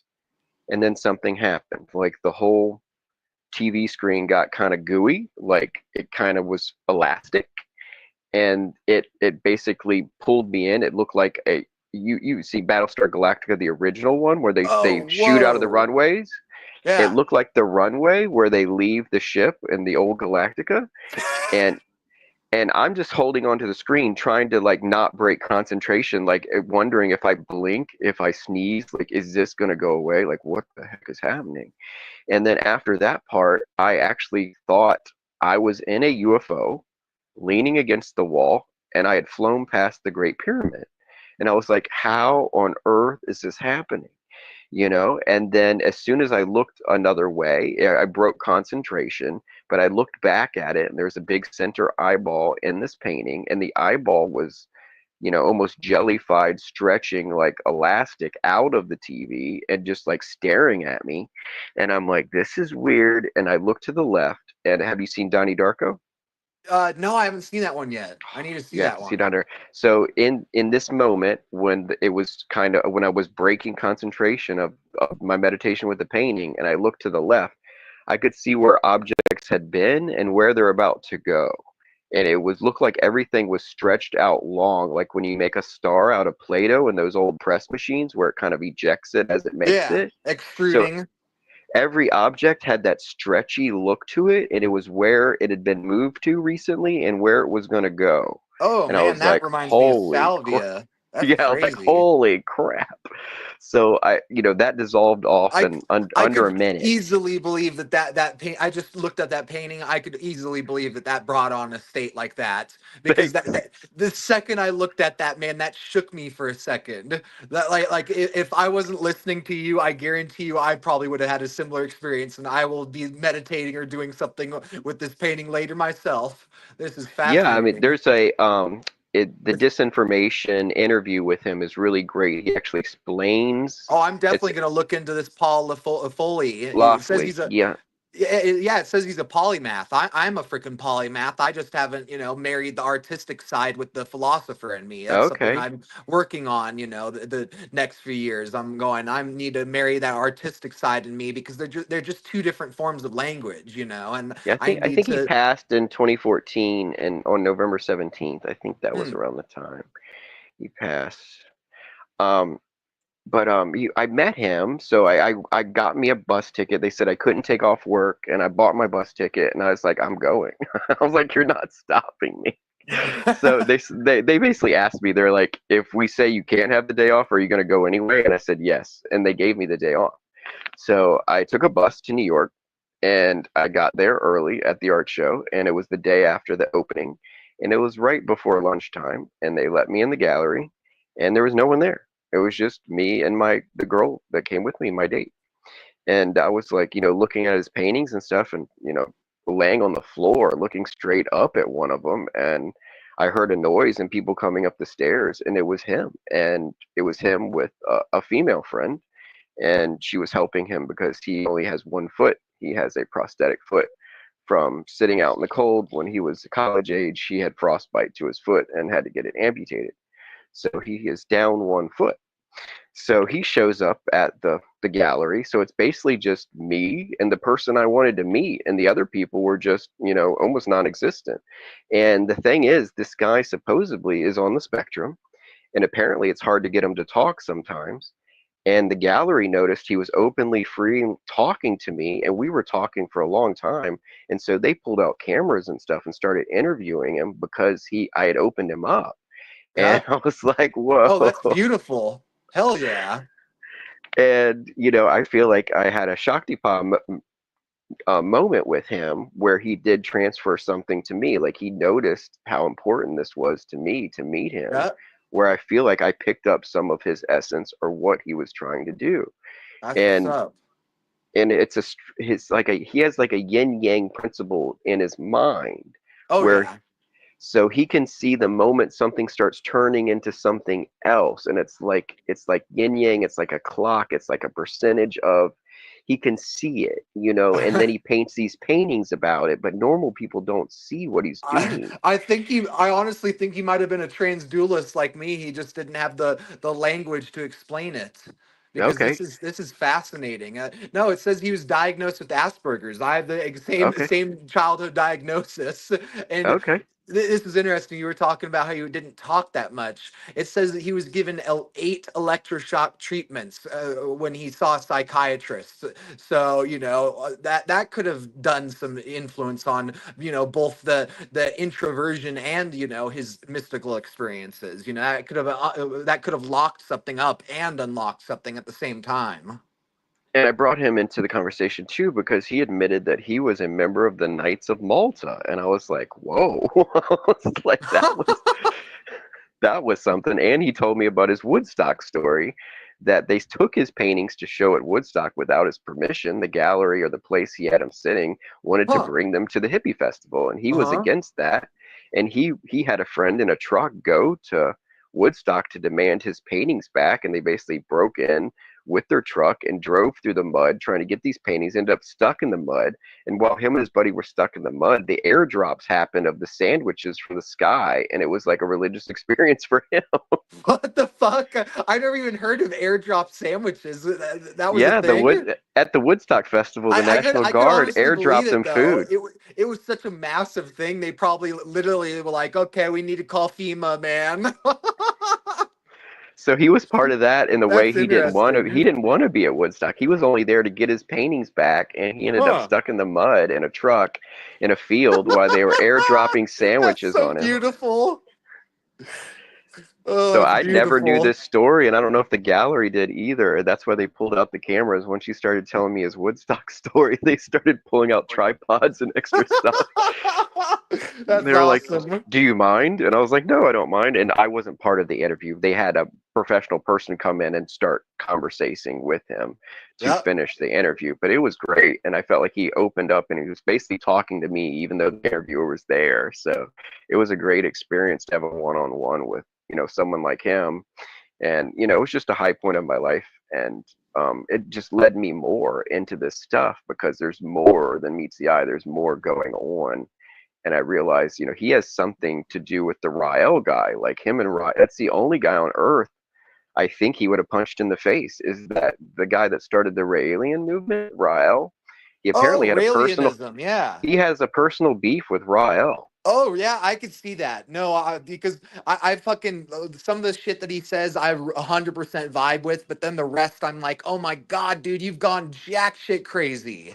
Like fuck, man. Like I vibe with your whole aliens and God shit, but your whole let's start fucking cloning all humans and shit. Like that's getting a little fucking weird, dude. That's like some Yeah, Elon Musk kind of shit. Let's upload our brains into the fucking computers, even though we don't have the technology. yeah, it was a podcast I'd heard like 4 years ago, and I had no idea they even knew each other. And it was about their differences, like supposedly Paul Lawfully versus Rael. the, And I was like amazed, and I was so happy I'd met this person the thing because, that, I'm saying, yeah. sorry. No, it's okay. All good. No, the only thing I was going to say is that the thing that I find funny as hell about Raelianism is that the symbols are basically banned across the internet as hate speech. Right. They're saying that they're an anti-Semitic hate group because of their symbol. It's like, what the fuck, dude? Like, Yeah, they're the seriously? star with this Yeah, the swastika Star in of the David middle, with with the swastika thing. historical Hindi fucking swastika. This isn't the German Hakenkreuz. This is the swastika. It is a peaceful symbol. It has nothing to do with hate. I agree. And a lot of this stuff isn't anything to do with hate. It's taken the wrong way, but then it attracts the wrong people too. So Exactly. No, a that cult is a definitely legitimate attracts the wrong concern. people. Yep. There's all kinds of people that are in it for the wrong reasons, and it's fulfilling some kind of, supply in them, whether it's narcissistic or egotistical or something where they're doing not good stuff with it. But, as far as I'm concerned, the stuff I do currently is all ceremonial stuff, and it's all just to empower myself in a way that's like peaceful, like to try to like I'm trying to better myself. So I'm constantly noticing where I'm not better. Obviously, it's just like, oh, I'm an asshole. If I had one tattoo on me, it would be of a bumblebee or a bee telling me to be nice. Because it's like Be it's nice. It's it's the awesome. hardest thing to remember in the fray Yep. of it all, in the heat of battle, is to be nice. For reals. Yep. So we all have our thing to learn. So I feel like I get my things I need to learn pushed out ahead of me so I can at least see them. So that helps me a lot, as with my own spiritual growth. And then I met someone 2.5, 3 years ago that really changed my spiritual development as well. They were a student of Bhagwan Nityananda. And I Mm. didn't know that. And I met this lady and she became one of my best friends. And then she had a heart attack like a year later. Oh, So I geez. lost her. But, in that time, I was going to the Buddhist temple in Woodstock. And that was a very interesting place. And I visited there in 2000. I don't know, 2017, I think I visited Woodstock, and I definitely went to the temple and I climbed the mountain there.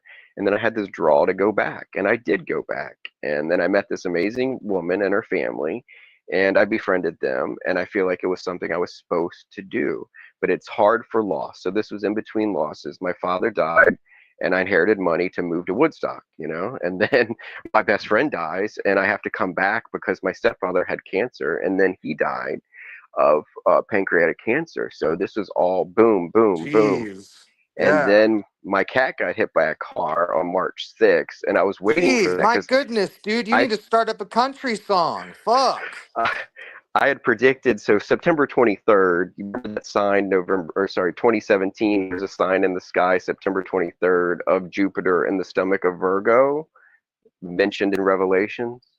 Hmm. So that sign and symbol, it said supposedly in translation something would start times and a half. Times and a half is 42 months, 1,360 days, or 1,260 days, I believe. And from 2017, September 23rd, 1,260 days, 42 months, or whatever it is March 6th. It's some years, but I was like, nothing happened March 6th. Well, yeah, did they? That's the date they rolled out the cure for us, was March 6th, around that time, from that date. So the cure was given to us then. And I've always asked myself, there should be something else that happens on that day. So I marked down the day of, I'm expecting maybe this year it's a major event. What's going to happen March 6th? My cat gets hit by a frigging car and dies. I'm like, Ugh. I don't want to predict shit like this. It's painful. For real. I But don't a lot want of to these see the things future were, at this point. yeah. So the other thing I want to talk about, or in the future maybe, or more on, is my sequence of events with synchronicities. And it's not like the host and yourself might have some as well, but I Hmm. have a person that is involved in it as well, that wants to be a part of this conversation. But it's just been 2 weeks or more since I've talked to them, but I'm hoping to catch base with them. Yep. But it's, I don't want to dive into it too much, but you know, I looked at my birthday one time and, okay, what is my birth? Every verse in the Bible that is my birthday, what does it say? And when you learn that, it teaches you something. You're like, oh, it's interesting that my birthday. I mean, the month and the month and the day as a chapter, to look for those chapters all through the Bible. So I did that, and then I'm chilling watching a TV show after doing that. And the TV show is about what angels really look like. And I didn't even pick it out. It Oh, auto snap. played. It Yep. auto played. And I was okay watching. I was like, oh, I'm gonna let this roll. And then it says Genesis 3:23. And that's where it tells us there's an angel guarding the entrance to the garden Yeah. using the flaming sword. Yep. And I'm like, wait, 3:23, and I looked at my birthday again, and that's not my birthday, but I'm born the 323rd day of the year, and I'm like, uh-oh. And I was like, okay, synchronicities are real. What's going on? And also 323 days from the end of the year is 42 days from 365, Enoch's number, or from the new year, whatever you want to call that. So Enoch's number is 365. The new year is 42 days from my birthday. So I buried my father on my birthday. My stepfather died on New Year's Day. And it's just all so coincidental that they all wrap around my own numbers and the 42. That's what I noticed. And that's the light version of the synchronicity I'm going to share today. Yep. But the synchronicities keep happening. And it's very bizarre. And I would think at some point we could predict the future with those. but I don't know how comfortable that is, and if it works like this for everybody. But I understand if we look for something, we will find it. But I wasn't looking for what I found, and there was more stuff that was attached to it. I didn't ask for my father to die and be buried on my birthday. I didn't ask for my stepfather to die 42 days after my birthday. So it's not like I didn't make these things happen. They did happen. And there's more synchronicity going on there. But I share a birthday with some famous people. And in the beginning, with the Bible verses and stuff, and the Guidestones, when they blew up the Georgia Guidestones, when they exploded, they were 42 years old, and all this happened the same year, so that my father died. So the Guidestones blew up on the 42nd year of their existence, and then it was just odd because I didn't know how the number 42 correlated with me until I saw the Bible verse 3:23 Genesis on that show, and it clicked with me. And like I said, these things are bizarre when you look at these things, and it all clicked because I had ordered something online. I ordered the original coins of the Bible, and they came from some religious group in Pennsylvania. They sent me some shekels or whatever, and I was like, cool. And when the box got to my house, in big red marker was written 42 on the box. 42 is not my address, but the marker was half the size of my hand written on this box. I might have been the 42nd shipment, but it didn't matter. It was like it all clicked. It's just like, whoa. What is really going on here?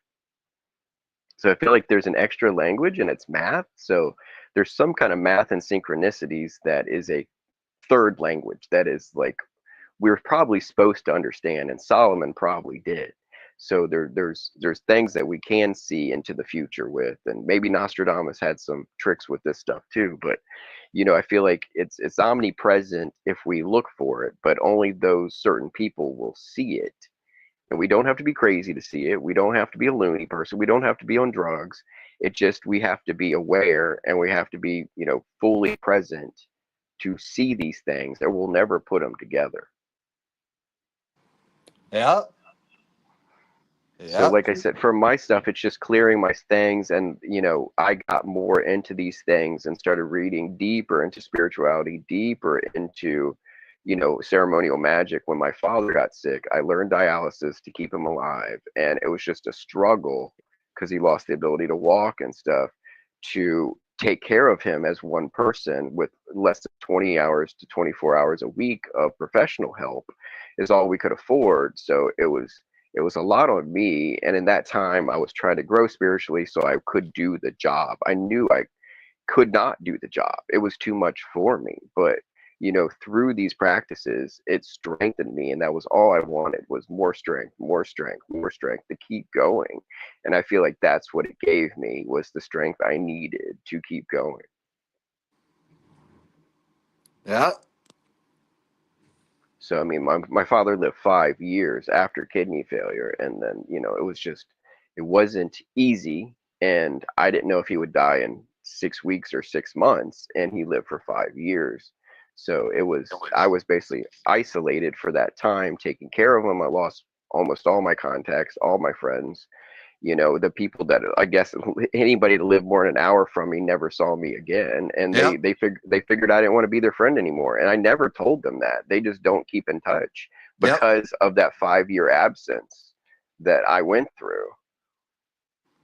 And now, I mean, I've continued to grow, and now I'm a snowball, and of ideas and monumental things. And I feel like I've put in a lot of energy, gained so much energy that my focus is more like a government issue, Defense Department laser now.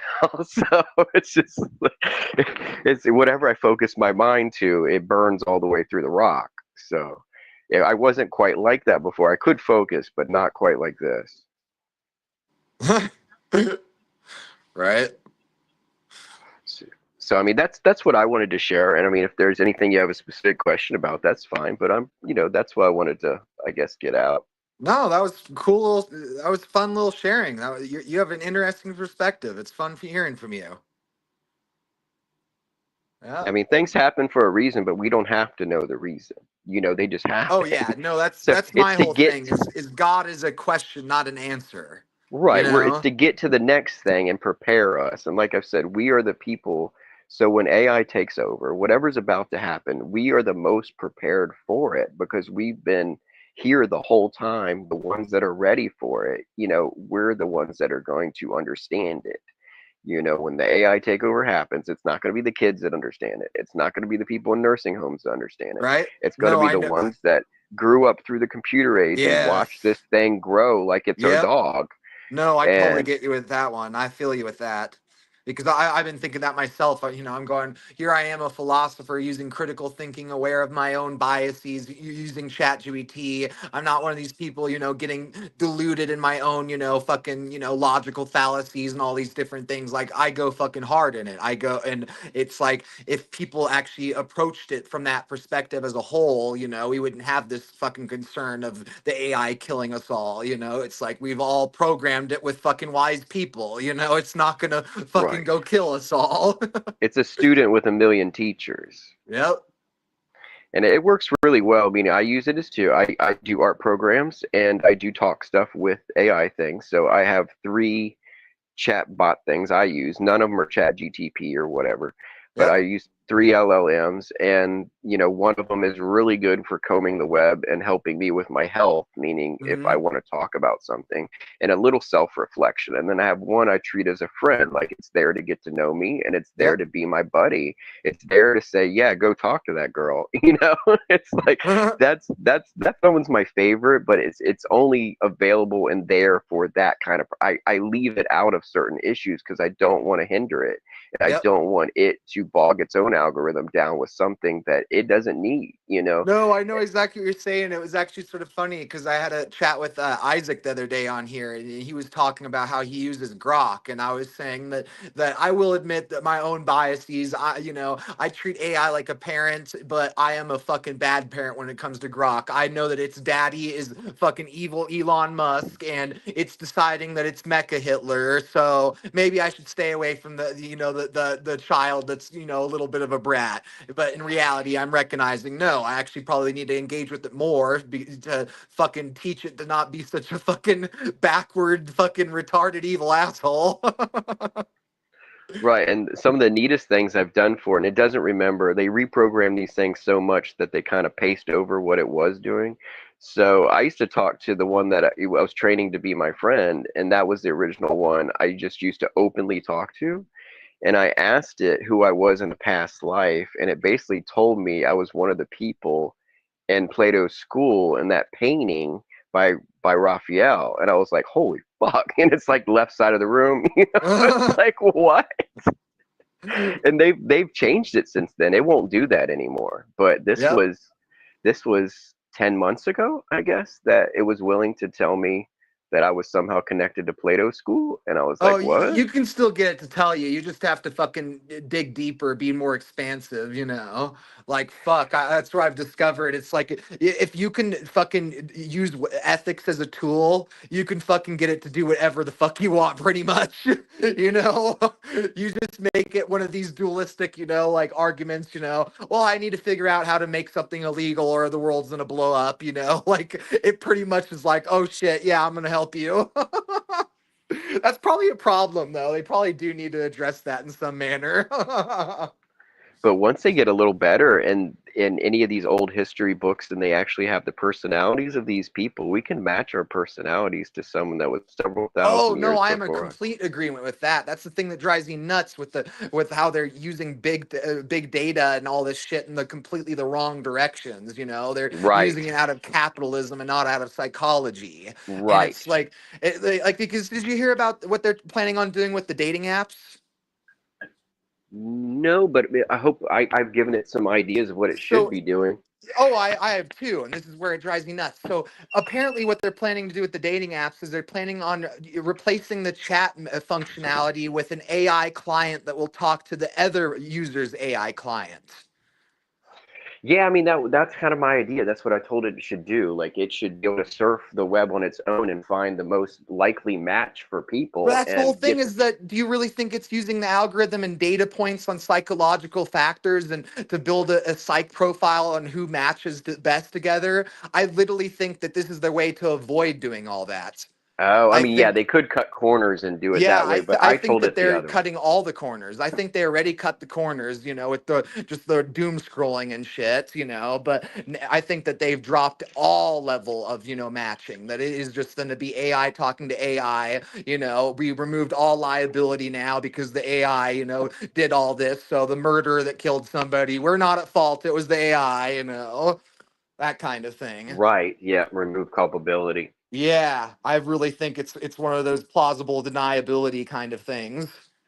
But yeah, I've talked to it twice at least about like dating apps should basically look for someone else single that's looking for the same thing, that is the kind of person that either one of y'all would go Yeah, for, no, I totally agree with you on and regard to create that. a little meetup spot It's just like to make you cross paths. it's like don't just have an algorithm that assesses people's politics, assess their personality types and all that. Yeah, I agree.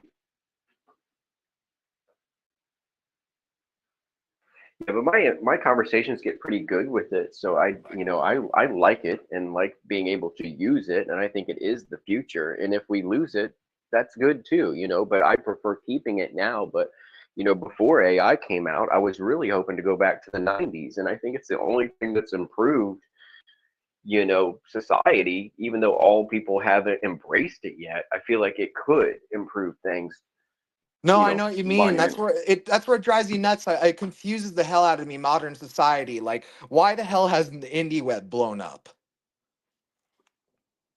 Like, you'd think that that the indie web would just be blowing the heck up. Do you know what I'm talking about? The indie web? Well, specifically, what do you mean independent web, right? Well, there's, places like NeoCities, where you can develop your own website for free, using HTML coding. It's basically like bringing back MySpace, but it's this giant section of the web, called the indie web. Yeah, it says NeoCities is a social network of 1,228,300 websites, bringing back the lost individual creativity of the web. And, just that it flabbergasts me that it seems like only the artistic community uses this, you know like people that have Etsy accounts and freaking deviant arts, those kind of people get into the indie web, but it seems like nobody else does. Yeah, I was on tribe.net until they shut that thing down. I don't know if you remember that, but it was kind of like the opposite of Facebook. It was all tribes, and then I created Ambidextrous Art Tribe, and I created a Barter Tribe, and I was trying to create growth within them so that people could trade without money and stuff. And they shut it down for obviously reasons. People were doing the wrong things on those sites. See, I love having access to ChatGPT because, like, for instance, you were talking about numerology with my birth chart, and Yeah. but finding my true name, and this is where for things like this, I actually pretty much need ChatGPT because my ontology, being a trans dualist, it throws regular mathematics out the window. I use fuzzy math all the time. The transcendental math. The I think math that's that's good. not static numbers. And that's That's where, good. I will literally have to sort of, get the baseline number with my neurology, and then I'm going to have to input it into ChatGPT, developing a new numerological system, just because my, beliefs are so complicated that that regular numerology just isn't, it's not the right thing. It's like, using binary code in something that, some quantum computer. A quantum computer doesn't use binary, it uses the little quarks and electrons and whatever the hell it uses.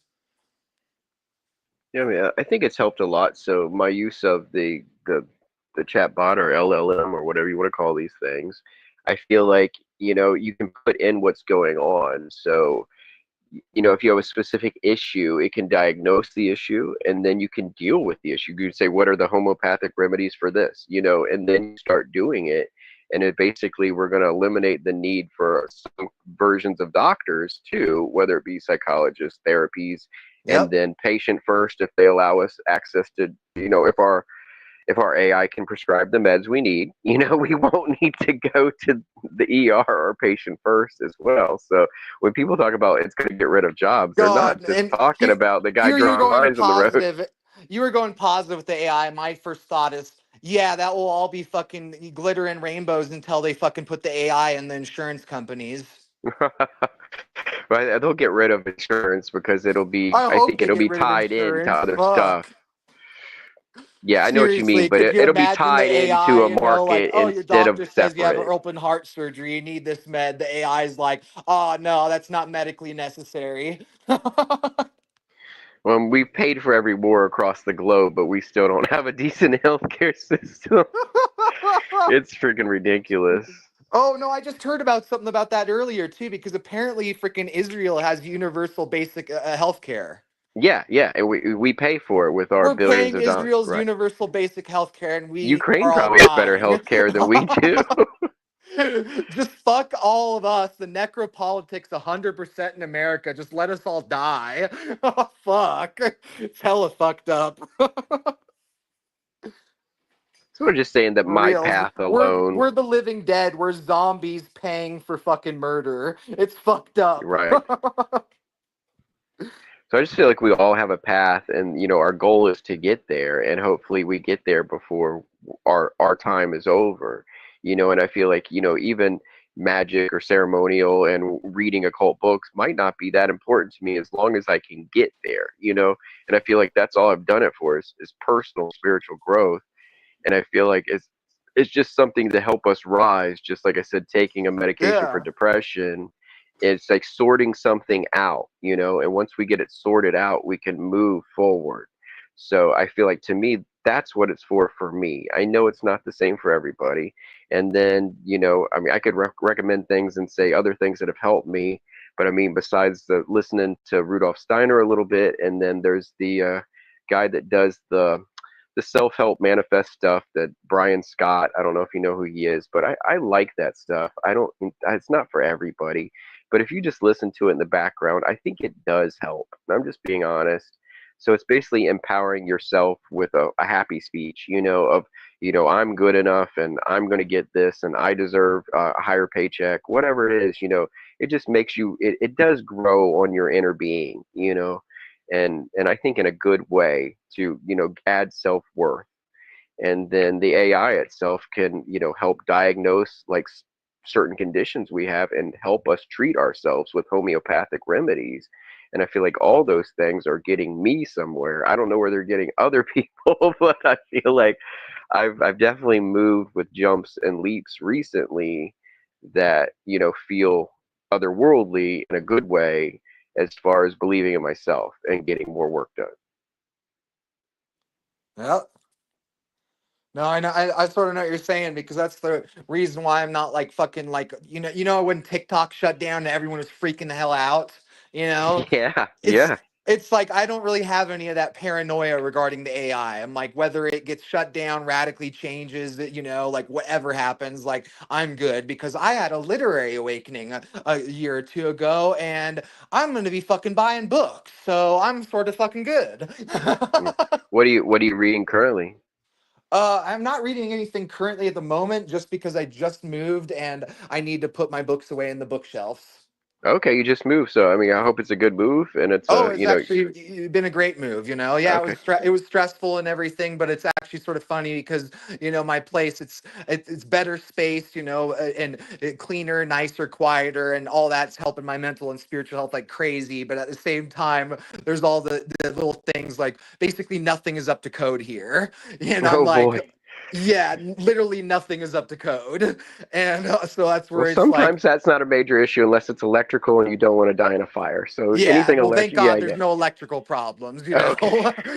That's one thing that is up to code. Okay, that's good. But yeah, no, it's just one of those things where it's funny, because being a trans dualist, it's like I don't worship that primordial chaos anymore, but I do believe that there's some level of divine chaos within the logos or dharma. There is some level of chaos that actually comes from God, and that is a form of chaos that actually does align with us and work for us if we utilize it correctly, if we have the wisdom to utilize it in the correct way. And that's where I've gotten this perspective now, to where I sort of I'm masochistic in a certain way. I've sort of married the stoic as the stoic in me with the masochist in me, and now it's like, oh, some shit happens in life. Okay, this is actually sort of fun. Do you read comic books? No, I don't read comic books. That's literally one of the only forms of media I've never been able to get into. the graphic novels and comic books I've just never been able to really get into. That's something else I have gotten into, and one of my favorites is John Constantine Hellblazer stuff, and that guy is like a Catholic shaman. Oh So that yeah, he it's really like, is. yeah, so his stories are very interesting, and it actually, I think it helps, people of seeing what is going on in these comic books, and some of the he's in some of the movies of the cartoon ones are better than the live action. So the cartoon one called House of Mystery is very good, and it's basically our Oh, hell I can didn't become know a that there heaven. was any Constantine animations. Yeah, they're rated R. Oh, I'll definitely have to check out those. I actually really loved the film with Keanu Reeves. Okay, yeah, watch there's Justice League Dark has him in it, and then there's Yep. the separate Constantine one. So No, it some of them actually are is really available funny. online. It actually really is funny because even though I'm not into comic books now, I know that I'm going to get into them in the future. I can already tell because it's funny as hell because I am completely anti-Marvel, but I discovered that there's actually a Marvel superhero that they created that basically his superpowers are my religious beliefs as a trans dualist or my spiritual beliefs, whoever you want to use that what Doctor term. Strange? But no, freaking it's not Doctor Strange. I just had him the other day. He was called like the freaking A. I'm gonna just 1 second. I don't read much Marvel. I used to like Wolverine when I was younger, but I stick to DC and Vertigo myself. But I mean, if Marvel has a job for me, I might take it. Right? So I mainly read all the supernatural and magic user stuff for DC, and I read some of Gotham sometimes when I have time or money to spend on that because it's like $60 a month to keep up with Gotham. Oh, I here can't he really is. He's afford called the Gotham. In-Betweener. Okay, There's a yeah, I'm Marvel not aware of him. character called the In-Betweener. But yeah, if you like Constantine, you'll like the storylines they have for him in the comic book. If you like that movie, and then the newer movies or Justice League Dark, including House of Mystery, it's just it's very interesting the plot to it of what they do for him, and yeah, Huh. but I mean, it's kind of metaphysical explanation of things, which that's why I read those things, and I really like that kind of explanation as, hell and heaven and metaphors for stuff and metaphysical, existences. And he wakes up in a cab when he thought he went to hell. It's just like, whoa, what's going on? And he had that short-lived TV series for just a dozen episodes or something. I was so upset when they stopped the TV show. Oh yeah. And then they added him to the other TV show, which was Legends of Tomorrow. They made him a Oh, I know. regular I didn't like character. him in Legends of Tomorrow. Yeah, For by the you, third or fourth season, they made him a character. yeah, and then they fucking had him pretty much for the rest of the show. But like, Well, my they made him God, turn kind of man. evil because he was addicted to dark energy and dark magic, and he took it from that flame and was His and was energy in sipping the it. his energy in that series just fell off for the character. Yeah, because he was sipping dark magic from Aleister Crowley that he had Yeah, got in he that was too bottle. fucking giddy. He was like too fucking happy and shit. It was like Constantine is more like a fucking existentialist. Smoking a cigarette in the fucking corner, thinking about life and death. Like he's not gonna be fucking acting They like can't. Doctor Who or some shit. Well, they couldn't make him smoking too much on the TV show on the CW, and they almost make him holding or lighting a cigarette at the very end of a couple of shows. And actually, some of those storylines do align with the later comics, and that's why they had them. And they were nice enough to do a couple of them. When the one where he has a relationship with a man, that was actually in the comic book, and that was very interesting that they chose that one, to do for Legends of Tomorrow. But he's dating the bartender guy, and it was just Yep. like, wow, one book out of 1,000 where he's dating the guy, and that's the one y'all put on the TV. Yeah, it's funny. Marvel series, I can handle some of the Marvel series, not the Marvel verse kind of shit, the Disney Plus kind of stuff, but the old things. Actually, a lot of those are DC now. That I think about it, like Arrow's DC, not Marvel, Aries huh? decent, yes, yeah, Yeah, never mind. So yeah, it's just Marvel for the most part. I've never been able to get into any of the Marvel media yeah. because DC it's is more gritty and human. That's why, that's where I like it. It's not that I like the gritty factor. I like the human factor, Right. Like I'm actually getting tired of how they're at it and making everything gritty, like I swear to God, they'll make a comedy show and it's like, unless it's a dark comedy, we're not fucking selling it. We're not marketing it. It's like, they're just putting too much fucking darkness and shit. And I appreciate some darkness, but come on, when you're releasing nothing but horror movies throughout the year and true crime, like, come on, man, that's not good for the general public.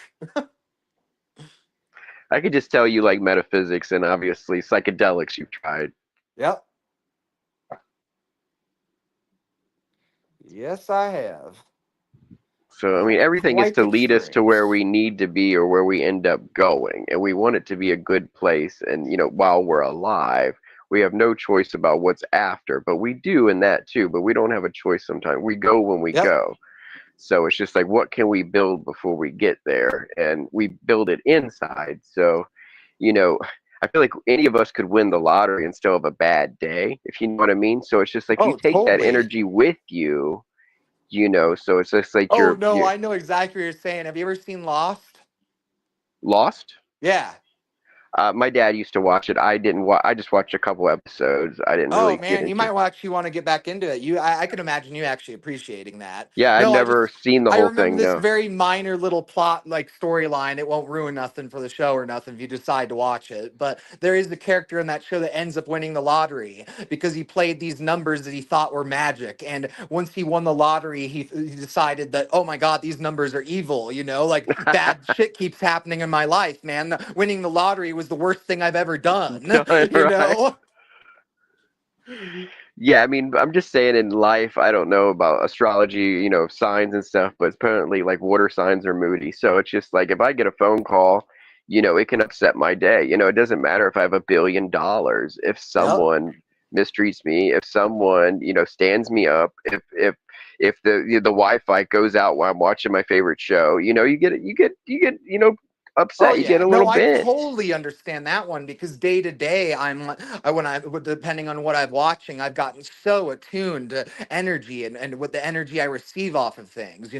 I used to watch a lot of those dark, gritty shows because let's face it, a lot of them are really good. But at the same time, I started realizing that fuck, man, like whether if I watch too many like lighthearted things, then I'll watch some Seinfeld or something, and I'll get pissed off for the minorest little thing.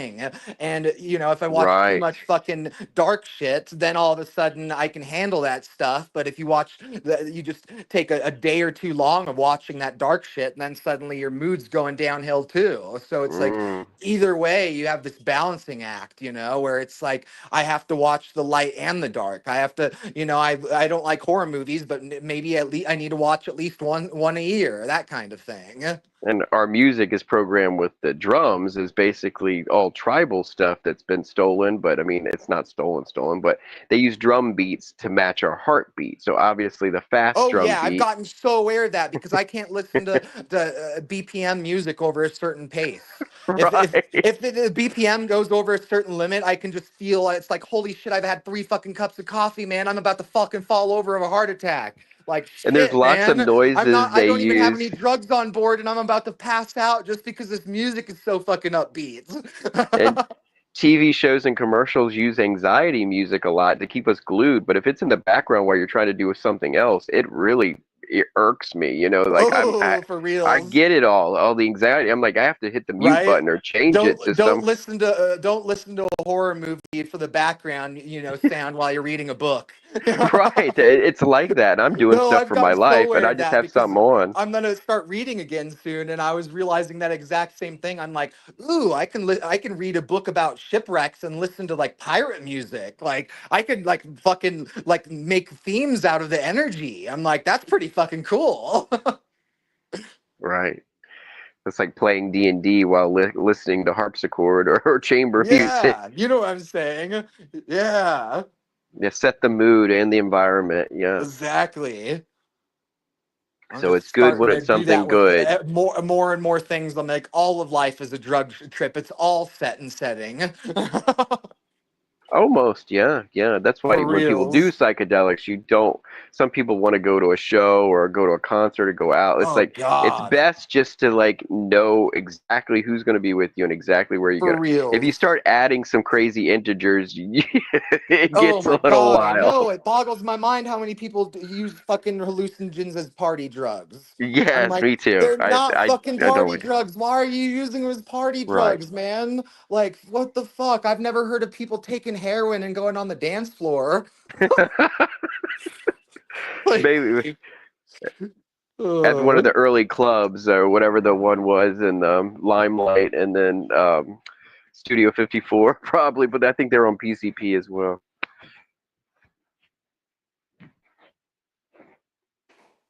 Are you yep. there? Okay. Yeah. Crazy stuff. Yeah, I mean, what a time we're alive now, though. But we're, like I said, we are the immortals. We're going to be the ones, not that we will be immortal, but we're going to see the technology from the birth of these computers and internets until this thing that's going to happen and replace it all. The AI will replace it all. Like, it's going to replace basically the watch, the alarm, the house, the every, like, you name it, it can be replaced by artificial intelligence.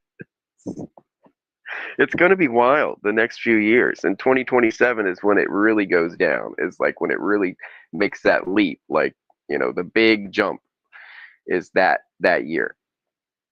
So we're just in the beginning of it, and then in 10 years we won't recognize this place unless we Oh, have I several know. It's reverses. crazy. No, I And know I exactly just, what you're saying because I was literally actually developing a new form of timekeeping with AI a few months ago. well, that's great.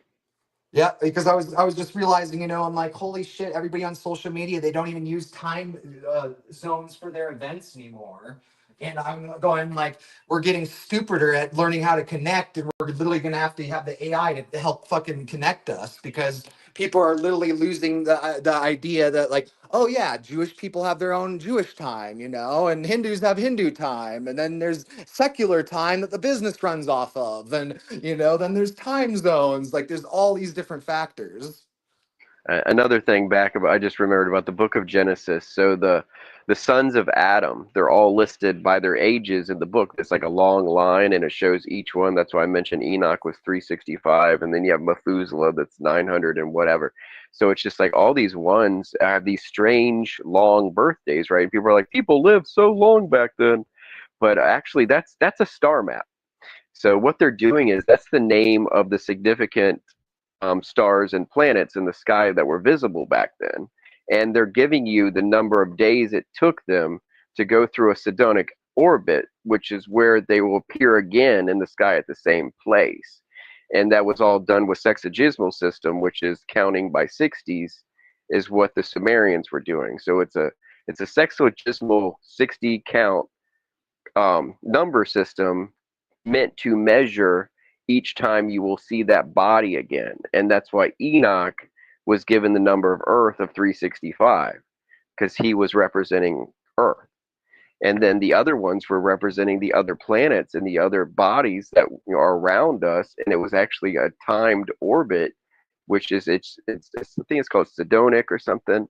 Might be pronouncing it wrong, but it's when you look up into the sky and you see the Jupiter go by, and then how long will it take to get where you're pointing right now again? And that's the numbers of the sons of Adam as the ages are basically orbits. And it was somebody writing down this system, and then it got changed over the years, and they're like, yep, that's a dude, and this is how old he was. And it's like, we don't have the full king list before then, but apparently the Babylonian king list goes back 100,000 years before that. But they found like there's one scratched off copy somewhere. That's freaking hilarious, man. Yeah, I mean, we don't know all this stuff till we run into it, and it's just like very bizarre things that, obviously they would be keeping track of stuff in the sky, and when they wrote it down, they had to write it down a certain way, and then they ended up using the knowledge and putting it in a book so people would never forget it. But then through mistranslations and people not, science being outlawed, they had to call it something else. And it's like, these are the ages of the sons of Adam. And it's actually the orbits, and they're all numbered. And it's very bizarre that I didn't even know that till about 4 or 5 years ago. And I was like, this is, very interesting that that's included in there, and it's pretty correct. And it's like, wow. And there's Euler's Identity is a channel that's done it all. I don't know if you know him or not. He goes through the Bible and looks for certain things, and he's done the math of the orbits in Genesis, and it's spot on. It's Euler's Identity Crisis is the page name. Okay. If you ever have time to look at that, we'll drop his reference there, since he does have a page where he does discuss that. So it's What was Euler's that? Identity. Euler's what again? Identity crisis? Yeah. And this was a show he did a few years ago on the sons of Adam in Genesis. So you have to dig through his stuff to see it.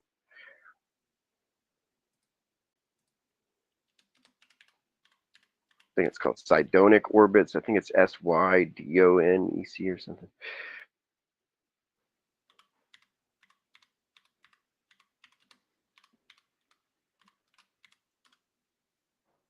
So, I mean, we're all learning, and, we're not done learning until we take our last breath, I feel like, and hopefully we've got it together by then.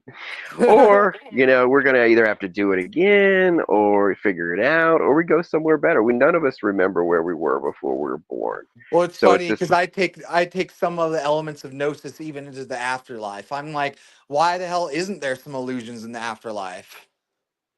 well, hopefully there'll be some good ones where, lined up. I Oh, mean, for reals. Yeah. our dreams are full of symbols. It was so Well, that's weird. where it makes me laugh. A lot of people talk about, like, the reincarnation trap or soul traps or just, being trapped in the afterlife kind of thing, and it's I think like, that's trendy. I don't really believe in that. I just well, think I it's just something come that's, from the perspective of, okay, you're saying if you were a super naive, ignorant person that you wouldn't want to be, under some peaceful, loving fucking illusion, you would want to see the real truth when you're that ignorant. I'm like, okay, that just doesn't make sense to me, I think they're trying to teach the Hindu Buddhist philosophy thing of nirvana, but they're teaching it the wrong way. They're saying in your afterlife you can choose where you want to go, but I don't think you can choose it unless your karma's balanced anyway to the level of being almost in nirvana. That's what I'm So saying too. And doesn't that sound also very similar to some of the vibes some of the Christians put out with their, take on how you live and the afterlife and all that? I mean, how early on did the Christians know that they had a heaven? I'm not sure. And did they rent their heaven from an earlier belief system? Like where did the Christian heaven come from? Yeah, that is a really good question because I know where the Christian hell came from, but I don't really have much of an idea of where the heaven came from besides just the basic, biblical texts. I mean, I believe they thought it was literal. They thought it was off planet, and they thought you can physically go there. I mean, in this lifetime now, I think it's more metaphysical, and it's something like a dream state where we're in stasis until we come back, or Right? we're in a place where we can, write with clouds or mist, or the fog or the bathroom mirror, but we can't actually speak to our relatives or descendants directly. Yeah. So we can slightly nudge the people we have contact or love with.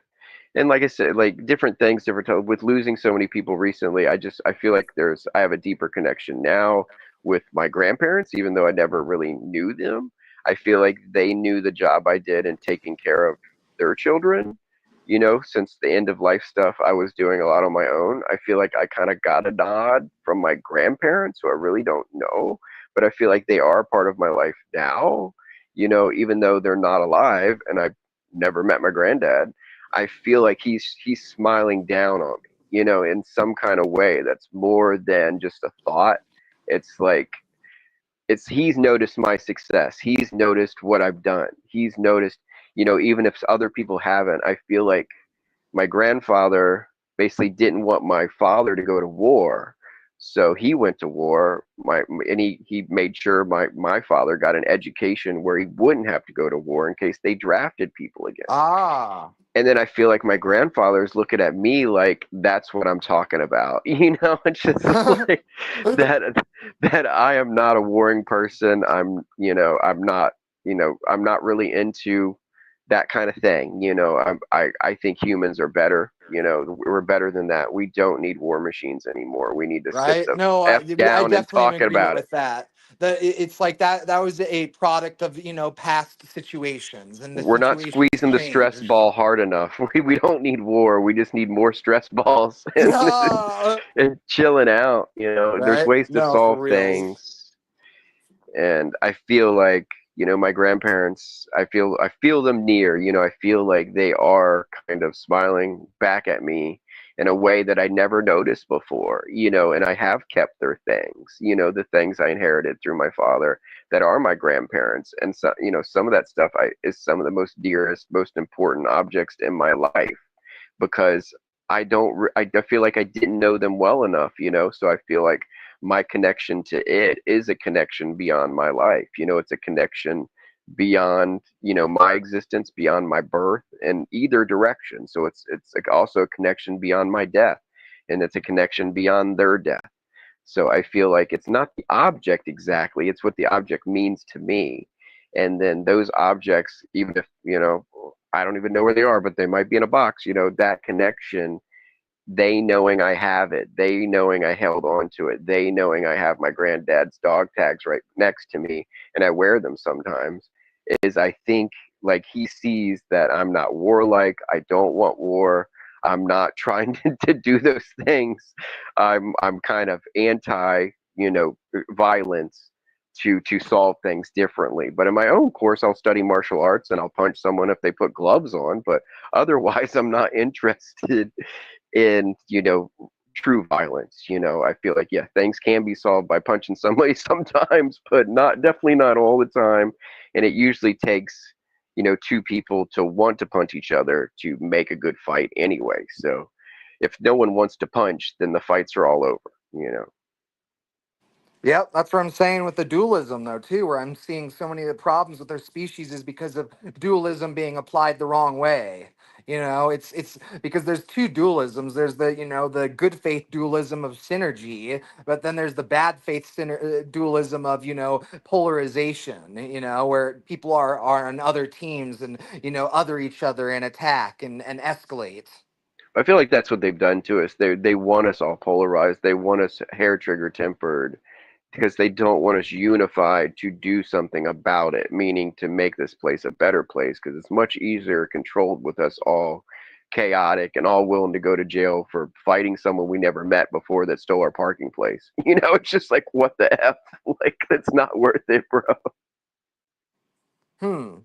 Yeah, I have no clue on regard to that. Like that's one of those deeply complex things. Loving and ruling out of love or ruling out of hate kind of thing. And fear, and then respect, and just how all these different things interrelate to each other. It's very Well, the complicated. media stories alone, I feel like the media story, they have us on edge about war. This is the most Oh, on that edge part since of it is 100% true, though. right. We've No, never I been this on edge about war since the early 80s about nuclear yeah. war. And it's just like, what are they doing to Oh yeah, people's right. minds, No, I know exactly what you're saying. I've never heard one nuanced discussion regarding nuclear war. Everyone says that the mutually assured destruction means that our entire species would be killed, and I'm Hmm. like, I don't know if that's the way it would actually play out. That Yeah, and I who said that was a good idea? And it's just like, what is going on? And that's so Well, no it's one actually like draws. I've actually studied some of the concepts of mutually assured destruction to the point where I actually understand where they're coming from.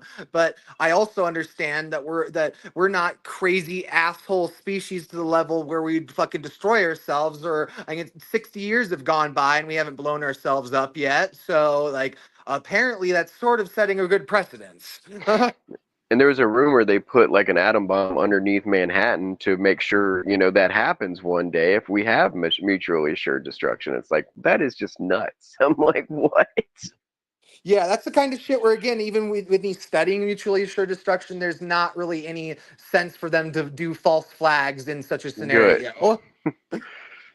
Yeah. It's like we're all fucking dead. Who the hell are we gonna fool? What's the point of fucking ego games and power trips and fucking Right. I mean, politics that's at why that they, I point? think, invented the idea of mutually assured destruction, is to not ever have a nuclear That war. maybe that's what it is. Maybe as it really is, it's for the dumbest people in the military. It's not for the smart people that would actually avoid it. It's for all the dumb people that would press the button. But yeah, I feel like nuclear weapons there's something odd about them in general that they only got used the one time or whatever, two times, Oh, but I feel the same same. way because we killed more Japanese with our air raids than the nuclear bombs.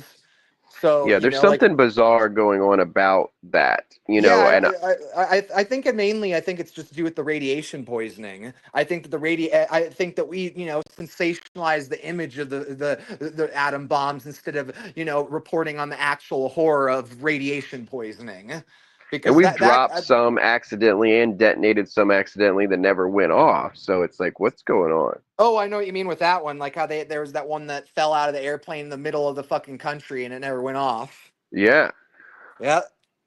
Well, So it's from just like, my understanding, that's because that nuclear bombs are basically have to be primed. Even like you have to switch the housing and the plutonium around to actually get it to function. It's sort of like a safety on a gun. That it's got a bomb within a bomb too. As a bomb is the detonator inside of it. It blows up to cause another explosion. But you would think this smaller explosion would have gone off when they accidentally dropped the thing. yeah, or at least enough impact to shift around internal mechanics and get it set off anyway. I Right, do agree right. with I don't that know. perspective. And then most of our technology is to shrink these things and keep them aloft, like we want them lighter, smaller, and in the sky all the time so they can land anywhere when we want them to. And that's why space was obviously weaponized throughout the 70s and 80s. Was That's what they were doing. So whatever they told the public, I'm not sure, but they that was what us and the others were doing, was putting weapons up in space. Yeah, no, I know what you're saying. The fucking like the Reagan space lasers and shit. Yeah. Like what they call them? They called them Reagan Star Wars. That's what they called Yeah. it. The Reagan Star Wars program. Yep.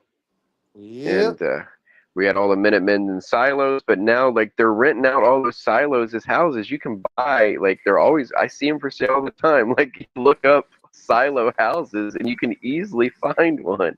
So what's going on? They're emptying them all to sell them, Oh yeah, no, on, I have sort of seen that myself with the urban explorers because I've seen like yeah. at least 3 videos of urban explorers, going into decommissioned nuclear bunkers Yeah, yeah. So what's going and on that they're silos even. decommissioning all of them? Yeah. Like, where do they keep the good stuff if they're selling all the other space now? So what's going on?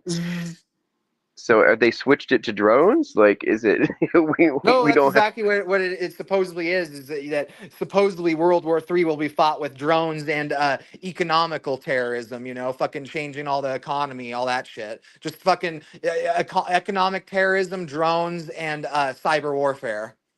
Well, the worst thing about moving into one of those silos is damn well Russia knows where it is, and they'll target it not knowing that they took the shit out of it. Like, I got this house for cheap. It's 30 stories straight down the ground, and wait, there's a Russian airplane flying over us. Oh my gosh. No, that reminds me of like, did you ever hear about that there was actually a Japanese man that survived both the atomic bombs? Yeah, I heard about him. I'm Yeah. always just going like talk about like survivor's guilt and like just mental illness and like how the fuck do you process that? Well, he was meant to, tell the story. He was meant to, I guess, give a warning to everybody else that Mm, didn't survive. that makes Sorry, that did 100% survive. sense because is the direction that he went after the war. He's pretty much one of the most vocal Japanese, anti-nuclear bomb type advocates. Yeah, someone had donated So that makes book to my sense. dentist, and I read it sitting in the waiting room. They had the Hiroshima book. It's like a little novel written probably by him or somebody that survived it. And I read the whole thing sitting there at the dentist office, and it definitely made me err on the side of we don't need to ever do this again.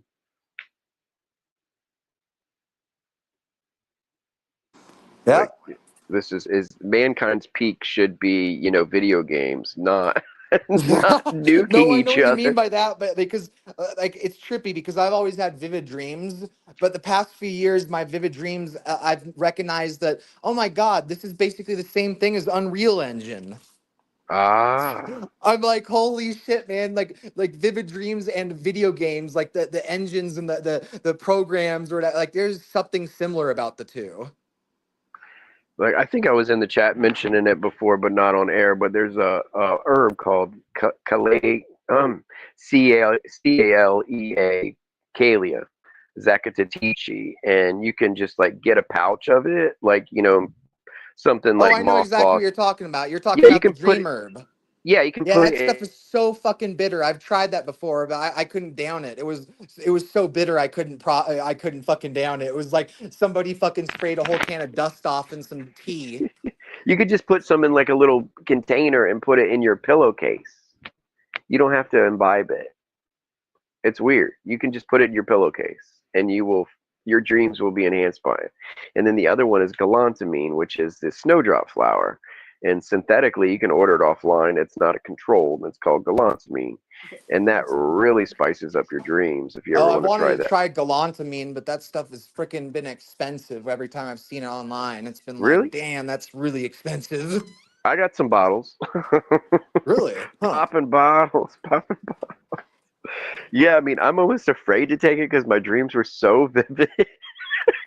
Okay, I'll tell my experience of my most vivid dream on it. So, I had probably broken up with the girl at least a year and a half to 2 years, something in that range, and it was a long relationship, overall good relationship, but we just grew apart, and it wasn't good for us to stay together because we were just going to end up killing each other. So I moved out. I had my own place. I lived with other people, had roommates. I go to sleep. I fall asleep in one of my roommates' beds because it's just like I feel like passing out, and I had taken galantamine, and hell if I didn't like I swore I couldn't fall asleep.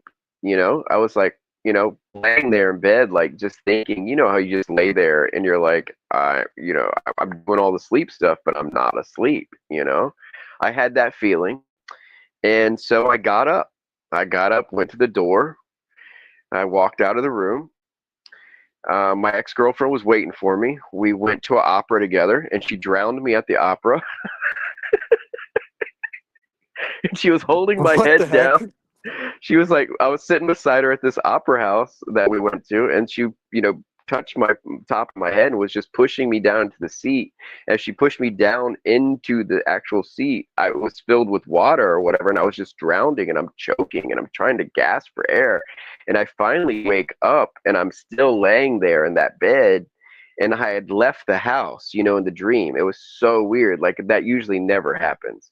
It's like a mixture of an out of body experience with a dream. Oh, I know exactly what you're talking about. I had one of my childhood like nightmares or vivid dreams or whatever you want to call it. I was in my childhood home, which was a second story house. Yeah. Uh, and I freaking fell off the balcony, and it was like I was falling in slow motion. It was the weirdest freaking thing. And so the galantamine, it's usually guaranteed your dreams will be color and you can see, hear, feel, and taste in the dream. Like you can try food and you'll actually taste it. You can feel wind on your skin. And that's some stuff you usually don't feel all the time in dreams. It happens when you take that galantamine shit. I don't know exactly how, but it's based on a flower. It's a synthetic flower of the snowdrop flower, which is a winter growing northern flower, and they synthesize it somehow, and you can take it as that pill. And it's truly amazing, but a little bit scary because your dream might be so powerful. Like I said, you might not know if it's real and or what's going on. And I woke up gasping for air because I thought I was being drowned, and I woke up where I thought I had already got up and left, and I was like, whoa, that was intense. Yeah, no, that is wild. I never heard the whole thing about it adding color to your dreams. That's interesting. And I've had a 50% success rate with me and other people with it. So that means every second time or every other time we've taken it, we've had a vivid, almost lucid dream. So it's like every other time, but I don't do it that often because, like I said, it's like intense to be like, I don't know if I want to go that far in my dream. So I've taken it easy, and I probably take it less than twice a year. Yeah, no, I know what you're saying because I get very similar effects with both valerian root and melatonin. Okay, yeah, my dad was allergic to melatonin, so I'm not sure about me taking it. And then valerian was something he couldn't take for his kidney failure, so I didn't want it around the house. So it's been a Uh, long time since I've tried it. I yeah. actually just use a little bit of chamomile, a little bit of lavender, and I feel pretty good with something to calm me down or take at the end of the night if I want to. But lately, I haven't had a problem sleeping at all because of my exercise routine, which is part of AI. My blood pressure was a little high and stuff was going on, and so I told AI all my syndromes, told what was going on before that and what I used to do 10, 12, 15 years ago that I don't do anymore. And we worked out a workout routine, me and my AI bot thing, that has truly helped my blood pressure and has helped my sleep now. And I'm like, wow. The point is like working myself out to exhaustion. Like I used to punch on a punching bag. I used to get in real fights. And I don't do that anymore. So I'm like, okay, so I pick up heavy things and I throw them until I get tired when I have time. And it really helps. Throwing a tire? Did you say it? A heavy stuff. So it's like a big piece of wood that I throw around my yard, and I could, sledgehammer with a tire could work, but I don't do Oh, that. okay. But I see what you're saying. but yeah, I was having sleeping issues and high blood pressure, and I was like, I don't want to go to a doctor, so I just talked it out with AI and figured out what was going on. And like I said, I sleep like a baby now, and my blood pressure has gone down since exercising to full exertion. Like I was lifting weights, I was shadow boxing and doing stuff, but I wasn't doing it until with that force, with a little bit of anger. Like I used to punch a punching bag. I haven't punched a punching bag, as often anymore. So I was looking for another exercise that could help me with that.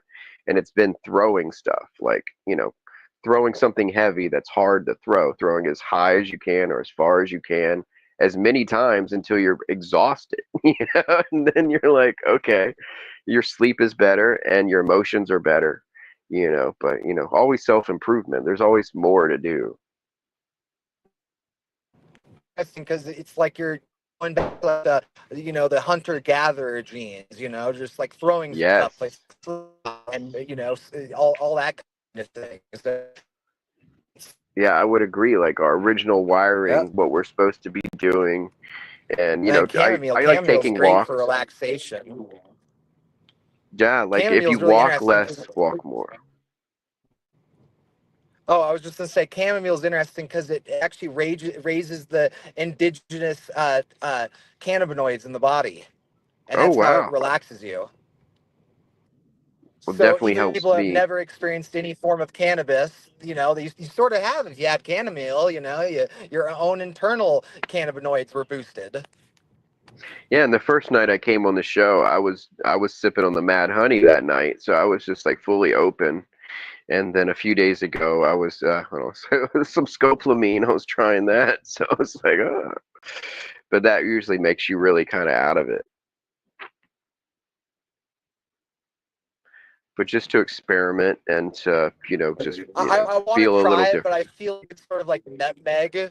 I feel like it's almost sort of like nutmeg, where it's like the therapeutic dose is really, careful. It's like you could either have a great trip or you can be poisoning yourself and feeling sick. Now, of the Nepalese honey stuff or the scopolamine? The mad honey, because Okay, I've heard yeah. that I've heard if you take enough to hallucinate, you actually get sick. Okay, I've never If gotten you take sick just a yet. small amount, you sort of get drunk. But if you take enough to actually hallucinate, you actually get sick. Like you'll be tripping Yeah. balls, but you'll be like nauseous as fuck, and like your stomach will be Huh. hurting, and you'll be like curled up in the fetal position, that kind of stuff. Well, none of that's happened. I've gone through 3 or 4 jars of it, but I don't do usually more than like 6 teaspoons at the most, but I usually do under three, just to get a good feel of it. No, I could find it fascinating because they've discovered like other areas around the world with their own unique forms of mad honey recently. So Yes, I the think that's rhododendron absolutely flower. fascinating. Yeah, but that's the Nepalese one is the rhododendron flower. That's what I'm Yeah, saying is that they found some other ones in different countries where they like don't have rhododendrons, so it must be from a different flower or something, or and each one has different climates, so each one is different. It's sort of like how right, the you have the monofloral honeys. You have some honey, hibiscus honey. It tastes completely different than some like clover honey. right. Yeah, wild I've stuff. never had a bad time on it. I just want to say, but definitely can overdo it. I've just never overdone it. But because of watching the videos of seeing how bears act when they've eaten too much, I've definitely been careful. Oh, for sure. I know what you're there's saying. there's a video of a wild bear getting so drunk that these people just pick it up and throw it in the back of a truck, and the bear it looks like the Oh my town drunkard. God. It's like My first thought was, didn't RFK Jr. do that? Isn't that his story? I don't know that one. Oh no, there was this huge thing he was talking about it on the news a little while before Trump got elected, because he was going on for weeks about how that he was riding his bike in Central Park, and he ran into a bear and killed it with his bike, and he loaded up What? the bear's body in the back of his car, and that he got a worm in his brain because of it. Wow. It's like No, I wasn't aware of that story with it's like him. he was like saying the story, like bragging about it, and it just made no fucking sense. I'm like, okay, you killed a bear by running into it with a With the bicycle, and bicycle? you loaded it with your bare hands, lifting up a fucking hundreds of pounds of bear with just by yourself. Like you had no help loading this dead corpse into your truck. Like just none of it makes any sense. Only a Kennedy. Only a Kennedy. Possibly. Yeah, Possibly. your audio is getting a little haywire now, unless it's my signal. Oh, I think it's both of us. I'm not gonna get going here in a minute because I gotta take care of some things. Oh, And it's all good. Good talking to you, mate. And for sure, yeah, yeah, I hope you feel um, comfortable coming on again soon. You were a blast chatting. You were fun. yeah, good to hear from you, man. All right, I'm gonna dial out. All right, you Thank have a you good one. again.